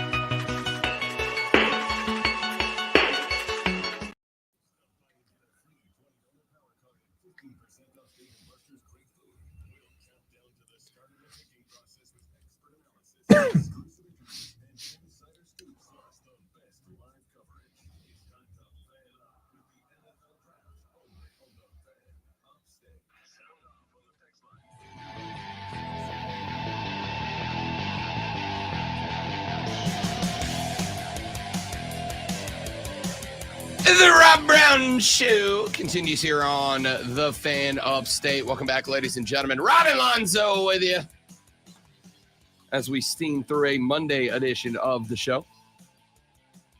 A couple more things we need to get to here on the radio broadcast. They announced it on Friday. If you're a Braves fan, you were already aware, but Spencer Strider shut down for the season. He had to undergo reconstructive surgery inside of his pitching elbow, so he had to hit the bricks, and that is very unfortunate because it was expected to be a very big year for the Bravos. And no, it is probably still a little too early, just a little too early. But I got real close this weekend. I got real close. The Bravos dropped a 5-1 decision on the road at Miami, and yesterday were very close to doing it again as they trailed the Miami Marlins by a 7-6 scoreline until Marcell Ozuna hit a 3-run dinger in the away half of the ninth to give a 9-7 scoreline. They were able to hold against Miami, so they take 2 of 3 away from the Fish. The series before that, they dropped 2 of 3 to the New York Mets. 1 game postponed out of that 4-game set due to rain. But before that, they swept the defending NL champs, the Diamondbacks. Before that, split a series with the White Sox. Before that, they took 2 out of 3 from the Phillies. They did have 1 that had to be postponed. So the Braves currently sitting at 9-5. But they are going to be without Spencer Strider for the remainder of the year. Max Fried slides up into the 1 spot. Chris Sale, who had a good showing but got no run support from the bats in his last time out against the Fish, will go to 2. Charlie Morton to 3. Ronaldo Lopez to 4. And now the Braves get to try to go find who it is that is going to step into that 5 spot in the rotation. Sean Murphy obviously still out, the starting catcher. So Travis d'Arnaud has been getting the most out of it. Had a couple of late clutch hits against Miami yesterday. So there's still some good production there out of d'Arnaud. The occasional Chadwick Trump appearance for Atlanta. Look, like I said, 1 through 9, the lineup for Atlanta is still one of the most competitive in baseball, if not the best in baseball. 1 through 9, it should still be the Braves division.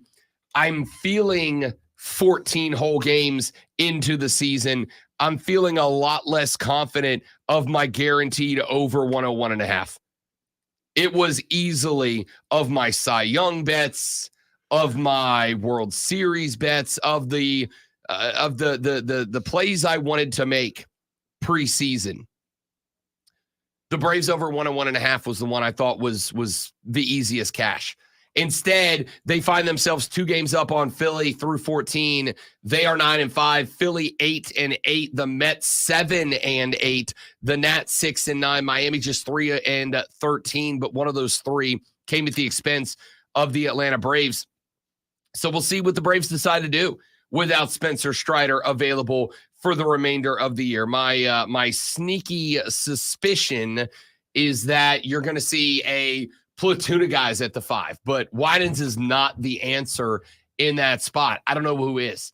I don't know if you're calling Ian Anderson back up and seeing if his arm can be what it was early in his career. I don't know if you're going to go to Hudson Waldrop earlier than you wanted to, the rookie out of Florida, the Braves' first-round pick.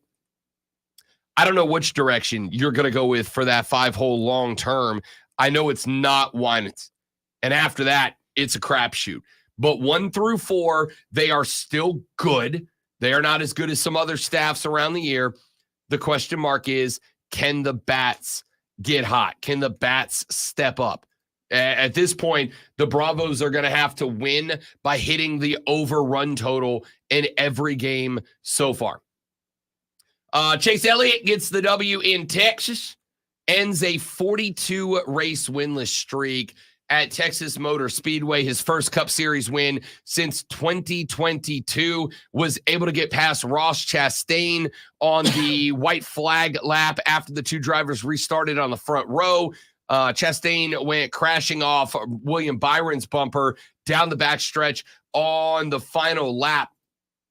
Had an opportunity to win the race, did Ross Chastain, but it just got a little bit loose coming off the bumper, and Chase Elliott was able to shoot by him and get it done. Here's what I wanted to talk about, though. As much as we will talk about the race, the win, the breakdown, the playoff chase as we get closer, what I wanted to talk about was the fact that here is a race at Texas, a very important race, a race where guys are trying to build some momentum moving into the middle of the season. I didn't watch a lap. There's not a race that I don't watch a lap. There's not a race that I don't at least check in for the last handful of minutes. There's not a race that I don't at least join in and watch a little bit of. I don't at Texas. I don't at Texas, and I don't at Kansas. I was having this conversation last Friday with Cole Bryan, host of Wire to Wire with Cole and Diesel from 3 to 7. Cole Bryson. What'd I say? You said Cole Bryan. You know that guy. Which I thought was hilarious. Cole Bryson with Cole and Diesel on Wire to Wire, which airs from 3 to 7 every single weekday. That's here why on the you Fan should Upstate. just go with one name. You don't have to worry about, people butchering the second one. I've picked up on calling him CB lately, and I don't know if that's going to stick or not. No, I think he likes that. All the more reason to not do that. Fair enough. So I was talking with Cole, and we were before this race, and we were talking about it. And I said, are you going to do anything during the race? Like, is there a split? Because yesterday, at one point in time, there was the Masters final round, the NBA, for me, Pelicans, Lakers. There was 14 other NBA games, a Braves game, and the NASCAR race all on at the same time. By the way, recorded Pelicans Lakers, was going to watch it, just jumped over there while Masters was on, saw the score, laughed, and switched back and decided I wasn't going to watch the game because it was pretty ugly. Yeah, it was not the best performance from the fellas. Not the best performance from the boys. Anyway, we had all that going on, and I asked Cole, who is like one of the handful of NASCAR guys that I know. I'm like, are you checking in on Texas at all? And he was like, I'm not, dude. It's a boring race. I said, I know. I'm the same way. I don't know if NASCAR fans that are older than me felt the same way or feel the same way, but the cookie cutter tracks are boring to me. They're just boring. Now, the good news is this one at least had some drama down the home stretch. At least there was a little bit of drama down the home stretch. But by and large, these 1.5 mile quad and tri-ovals are boring. Like, I feel like I could have checked in for the last 5 laps of this race and been fine. That's about as good as the entertainment was going to get. That was about as good as the entertainment was going to be. These 1.5 mile tracks have fallen out. And I think it's got to do with the fact that you are looking now at uniform standard equipment between every car. Cheating in NASCAR is as difficult as it's ever been. Like I said, I went a couple of weeks ago up to the Spire Garage in Charlotte, just a couple of miles away from Charlotte Motor Speedway. Went up to the Spire Garage, and they showed us a piece of equipment that is called the Hawkeye system. And basically, it is a tent with a weight plate on the bottom. And they drive these cars in, and they set them on this plate, and this plate can measure down to like 1/100th of a pound. And then they have these boxes around the room that shine lasers on the car. And these lasers can measure surface area and height and weight and width down to like a fraction of a centimeter. It's wild. So you can look at a 3D model scan of the car, and this equipment will put a little arrow and say, this panel is 1/100th of an inch taller than it needs to be for max airflow. And obviously that also means it's outside of NASCAR regulations. These cars that are being driven are almost identical. The advantage that the big teams have is that they build their own engines. The smaller teams, they get engines from the big teams, which means they're getting the engines that are less efficient by, 1-2 horsepower than the ones that go into the car at Hendrickson, Roush, and Gibbs, etc. And so when you have standardized equipment between every car that drives onto the racetrack, then when you get into races like Texas, you end up with the cars that have the 1 or 2 or 3 horsepower advantage, jumping out to a 1.5, 2 second lead over the cars that have the second-hand engines. And that is why you always see the same guys up front, the same guys chasing.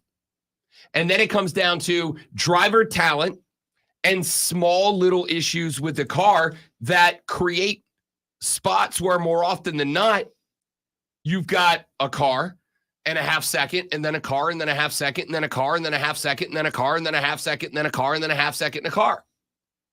And there's very little drama. And as we have talked about with UFC today, as we have talked about with golf today, as much as I appreciate all the little things that go into making a car drivable, making a car capable of winning, making a car as efficient as possible, at the same time, I think NASCAR, maybe more than golf, definitely more than UFC, NASCAR loses its enjoyability when I've got car and then a half second, and then a car and then a half second, and then a car and then a half second, and then nobody's passing each other. Nobody's racing each other. With golf, yeah, Scottie Scheffler's win might be boring, but I'm watching this guy come out of the bunker from 112 yards away and stick it to 8 inches in the pin. That's incredible. And that is a thing that only he can do in that spot. When I'm watching UFC, sure, there's no heavyweights on the card for UFC 300. But what I do have is straight up head-to-head, face-to-face, or maybe I should say fist-to-face competition between some of the best fighters in the world. And I'm watching that. When NASCAR doesn't have drama, it's not like you can go, look how special Ross Chastain is. Look how special William Byron is. Look how special Denny Hamlin is. When those guys don't have drama, they just got to not run into a wall. Which, don't get me wrong, at 175 miles an hour out of a turn is still impressive. But when NASCAR at these 1.5 mile cookie cutters turns into don't hit a wall, and there's no passing, there's no drama, I don't feel compelled to watch anymore. I don't feel compelled to jump in. I don't feel compelled to make sure it's can't miss. Now, next week when the boys go super speedway racing, now I'm back in, because I know that when they're at a super speedway, like Talladega next Sunday for the Geico 500, some absolute craziness is going to go down. I know the Sunday after that, when they're at Dover, because it's not a traditional track, it's going to get wild. I know that's going to be good. Then we go to Kansas, snoozer. Then we're at Darlington on May 12th for the Goodyear 400. Y'all know what Darlington is. You can't not hit a wall at Darlington. It's made to make you hit walls. It's going to be great. Then we got the All-Star at Wilkesboro. That's a local track. That's a short track. I'm in. Then we go to Charlotte. Charlotte, I'm sorry to say, unless it's Roval weekend, Charlotte falls into that track. Now, the Coke 600 is interesting because it's 100 miles an hour or 100 miles longer than the regular race. So these guys and their crews are having to be pushed to do something that is different than a regular 400 or 500 mile race at a 1.5 mile track. You got to go 100 extra miles. That's more tires. That's more pit stops that can be screwed up. Then we turn around and we go to Madison, Illinois. All right. Short track, I'm in. Sonoma Raceway, I'm in. Iowa Speedway, 350. Okay, that's all you. New Hampshire. Okay, that's all you. Nashville. Newer track. That's a super speedway. That's a 399-mile race. I'm in for that. Then we go to Chicago, street race. I'm in. Pocono, wild track. I'm in. Indy, rectangle. I'm in. These 1.5 mile tracks like Texas and Kansas, they gotta go. They gotta go. They're bad for the sport. I'm willing to stand on that now. Texter said, Rob, we have reached this social media age where attention spans are low and people have to have drama. It seems to enjoy something. I miss the good old days, and NASCAR doesn't seem near as good as it did back in the day. Not saying it's all wrong. It's just a different age we live in, I guess. Listen, I am the first to jump in line and complain, get off my lawn, you youths, about the lower attention span. I think you're absolutely spot on correct. Instagram and TikTok have created this world of instant gratification and very short attention spans. I'm not going to argue with that. What? Exactly. What I am going to say is NASCAR is different. See, it used to be that these guys built their cars from the ground up. They would go get the shell of their Camaro or whatever, but those engines were built by engineers, by mechanics in a shop, and you brought your own stuff to the track. And that made NASCAR compelling, but it also was the reason that for so long it was the same handful of drivers showing up all the time. Now NASCAR is uniform. Every car that starts is the same car. It's got to be within certain specs, and those specs come down to the millimeter. And if you miss those specs, you're out. I think that has been good in the leveling of the playing field because now there's a lot more opportunity for a lot more drivers to be a lot more successful and therefore a lot more popular. And I'm a lot in for that. Which is why I think so many of these road tracks, Sonoma, the Chicago Raceway, the Roval at Charlotte, that's why they're so interesting to me because it opens up victory lane to not the same 7 cars from the same 4 teams over and over and over. I'm 100% good with that. I will say one thing I think NASCAR needs to get back. Same with golf. It's got to find ways to kick rivalries back into it. It's got to find. Denny Hamlin is the best thing that's happened in NASCAR in a long time. Why? Because he's kind of a jerk. When Denny Hamlin wins a race and they put a mic in his face and they say, how do you feel? And he looks up at the crowd and he goes, I feel like I just beat your favorite driver. DX, baby. Now, all of a sudden, everybody's got a reason to watch that guy. Love him or hate him, they got a reason to watch that guy. NASCAR's got to create more of that. You can't just show up every week and tell me, here comes Chase Elliott, NASCAR's most popular driver. That doesn't matter to me. That doesn't do anything for me. You've got to make something compelling. And then I'll check in. All right, let's take a break. We'll come back. We'll wrap it up with one more topic, maybe 2, and then a little what the X is going on, and we call it a Monday. I am Rob Brown. He is Lonzo. He's the man of the people. And this is the Rob Brown Show on the Fan Upstate.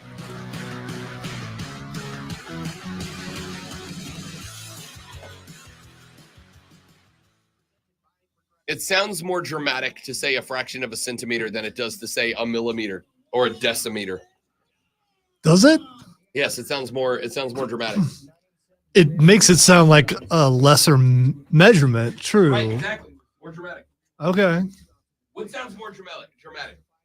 They got disqualified because they missed it by a millimeter, or they got disqualified. So wait, you spent all that time getting on me about wanting to see the drama, and then you were throwing out the drama the entire. Okay. All right.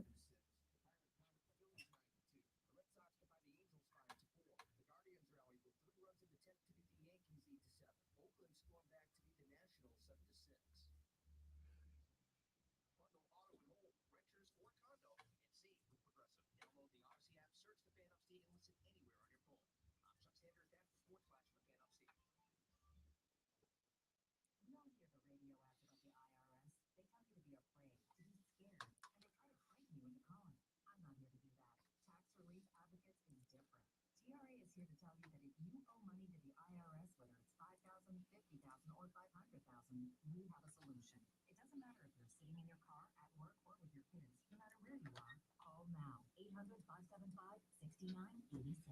Don't lose hope. TRA can eliminate or reduce what you owe to the IRS. There is zero risk to you. If we can't reduce your tax debt, then you pay nothing. Our passion is taxes and helping individuals fix their IRS problems. We have a 5-star rating on Google and an A+ with the Better Business Bureau. You don't need to be afraid of the IRS any longer. End your tax nightmare today by visiting us online at TRA.com or call 800-575-6986. That's 800-575-6986. Tax Relief Advocates. Real solutions for real people. Without the ones like you, who work tirelessly to keep things running, everything would suddenly stop. Hospitals, factories, schools, and power plants, they all depend on you. No matter the weather, emergency, or time of day, you're the ones who get it done. At Grainger, we're here for you with professional-grade industrial supplies. Count on real-time product availability and fast delivery. Call, click Grainger.com, or just stop by. Grainger, for the ones who get it done. Get the one and done you want for your dog's monthly protection.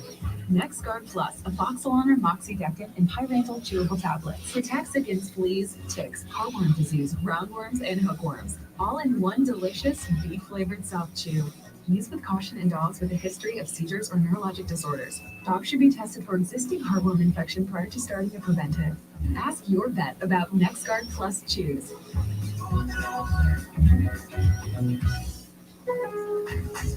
Shop our best savings for spring during Spring Fest at Lowe's. Get up to 35% off, plus save an extra $150 on every $1,500 you spend on select major appliances, and save on premium 2 cubic foot mulch. Get 5 bags for just $10. Because Lowe's knows spring. Lowe's knows home improvement. Valid through 4/17. Appliance savings vary based on purchase amount. Exclusions apply. See Lowe's.com for more details. Premium mulch offer excludes Alaska and Hawaii. Selection varies by location. While supplies last. From the Ingles Market Studio. Your ticket to the best local stories. 97.7 FM Greenville, 97.1 FM Spartanburg. Only streaming wherever you are on the Odyssey app. The Fan Upstate is your headquarters for the 2024 NFL Draft. Join Wire to Wire with Cole Bryson and Diesel live from Dave & Buster's in Greenville. Thursday, April 25th from 3 to 7 p.m. Stop by and get a 20 on the power card and 15% off Dave & Buster's great food. We'll count down to the start of the picking process with expert analysis, exclusive interviews, and insider scoops, plus the best live coverage. It's time to fan up with the NFL Draft only on the Fan Upstate. Your guide to the gridiron, the maestro of the matchups, and the keeper of all things cool in the sports world. This is a Rob. All right, before we get to what the X is going on, I'm going to run both of our audio highlights from the day again because I can't get enough of either one. Let's start with the Houston Rockets on the road yesterday, final day of the NBA season. They're out in Los Angeles taking on the Clippers. Boban Marjanovic escalated himself into the pantheon of spectacular players doing spectacular things. Boban has just leaned into being a goofy, fun guy, and I love it. The Clippers do a promotion alongside Chick-fil-A at every home game, where if any opposing player misses back-to-back free throws, everybody in the crowd with a ticket gets a free chicken sandwich from Chick-fil-A. That's a pretty good prize. I will go out of my way to get me a chicken sandwich from Chick-fil-A, all right? It's no Popeyes, but it's real close. Boban was at the stripe. The Rockets had pretty much put this game away. There's just inside of a minute left. Boban's free throws, yeah, they'd help, but they're not going to win or lose the game. So what does Boban do? Boban goes to the stripe, misses free throw 1. The PA announcer, remember fans, if Boban misses this free throw, everybody's going home with a free chicken sandwich courtesy of our friends at Chick-fil-A. And the crowd starts to lose it. They just need a free. All of them suddenly turned into gamblers. Every one of them got the buzz of what it's like when you're sitting on Anthony Davis over 16.5 and he's got 15. Everybody knows what that's like. Well, at least everybody at the Clippers game.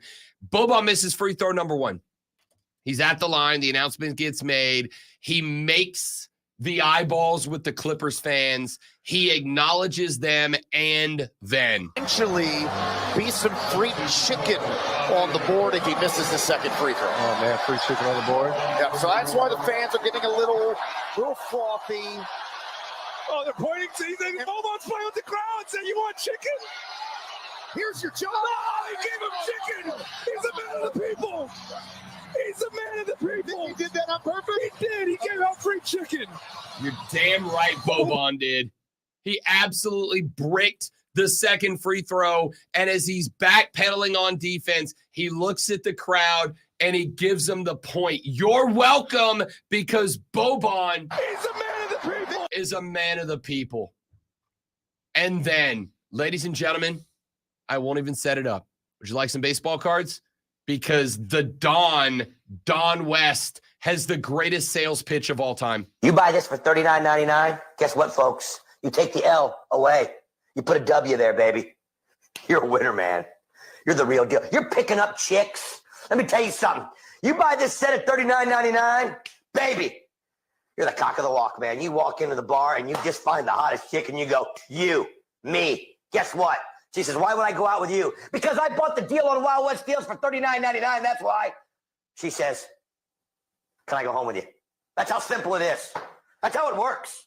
That's what this set brings to the table. Because you know what she sees? She sees a man who knows what he wants. She sees a man who says, good deals don't get by me, baby. I move. I act quick. I act now. I go to wildwestdeals.com. Boom. That's why you're hanging with chicks all night long. That's why you got guys like Michael Jordan calling you, wanting to hang out with you, baby, because you bought it for $39.99. That guy should be trending. Yeah, forever. He probably should. All right, the first thing that is Xing is something I should not have clicked on. Hashtag seductive Sunday. Made a mistake there. Made a big mistake clicking on that one. Should not have clicked on that one. Yeah. The first couple pictures let me know that was a mistake. All right, let's move on from that. I suggest. You clicked on it on Monday. You knew what you were doing. No, Lonzo. I did. You knew what you were doing. I'm a little lackadaisical, and I clicked on, and I should. Right now, trending hashtag Monday motivation. You could have gone Monday motivation. You went with seductive Sunday. We get it. Okay, that was like at 6:10 this morning. I clicked on that and was like, I can't oh no. Imagine why it's still trending. Is it? I have no idea. Okay, I don't look until this is over. All right, the next thing that's Xing is Brandon Ayuk. Brandon Ayuk. Oh, the drama. Brandon Ayuk has unfollowed the San Francisco 49ers across all social media as he tries to reach a long-term contract extension with the team. The 49ers have said they want him back. He has said he wants to come back, but he wants top-notch money, and the 49ers have reminded him, you're not Debo, guy. You're just not. So he did the old unfollow spree. And now everybody in the Golden State is flipping out. Whoa, whoa, whoa, whoa, whoa, whoa, whoa, whoa, whoa. I still want that job, to be the person who just monitors social media of players and goes, oh, got one. I just got paid. I just scrolled through his 2,500 Twitter followers, and now it's 2,499. And then you have to call the boss and let him know. Yep. Yeah, it's Brandon this time. All right, the next thing that's Xing is Uncle Howdy. So there's been a lot going on the Uncle Howdy front, as obviously there's been a couple of in-arena teases. Was it Friday night? Friday night, I believe. It was Friday night. There was a glitch during the show during a match, and the eagle-eyed amongst wrestling fans saw that there was some text down in the bottom right corner. And after they opened it up and freeze framed it, it said, you forgot about us. Then at I don't know where it was, but at a con this weekend, there was a panel with some WWEers to discuss Bray Wyatt and the genius that was Husky Harris. And during that, the lights faded, and on the monitor, there was a little kind of similar glitch thing in which viewers reported seeing a quick flash of Uncle Howdy's face. I don't know what they're going to do. Obviously, Bo, who has been invested, he was at the Hall of Fame. By the way, he did the doc. Eric Rowan had to tell a bunch of the indie promoters that he is no longer available at this moment. Oh, yes. I'm down with a Wyatt family reunion. Won't be the same, but I'm still down for it. And finally, the last thing that's Xing, I don't know why this is Xing, it's tax day. Let's talk about Seductive Sunday some more. Should we, Lonzo? Let's talk more Seductive I can Sunday. see why you want to go there and not tax day because, you know. I just want to know what's the first thing you saw. Just mild detail. There was no nudity. It was just scantily clad. That's all. Yeah. Okay. I'm good with that. There's a blonde, if I recall. Was it Sydney Sweeney? I don't know. She's taken over America. I don't know if it was or not. I just like, oh no, why did I click that? Lonzo couldn't find the red X in the top corner fast enough. Like, okay. That's it for us, ladies and gentlemen. We hope you have a seductive Monday. My loins have been tingling. We will see you all back here tomorrow to do it all over again, but better on the Rob Brown Show and the Fan Upstate later. Yeah!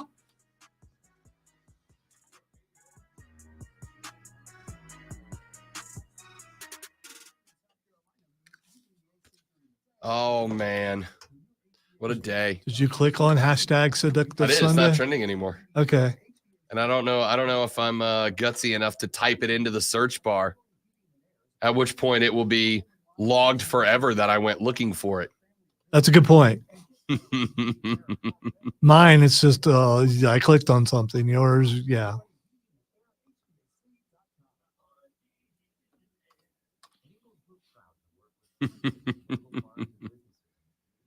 Oh, man. Dudes and dudettes, you're all spectacular people. Thank you for being here. I hope you enjoyed the show as much as we enjoy bringing it to you, as we do every day.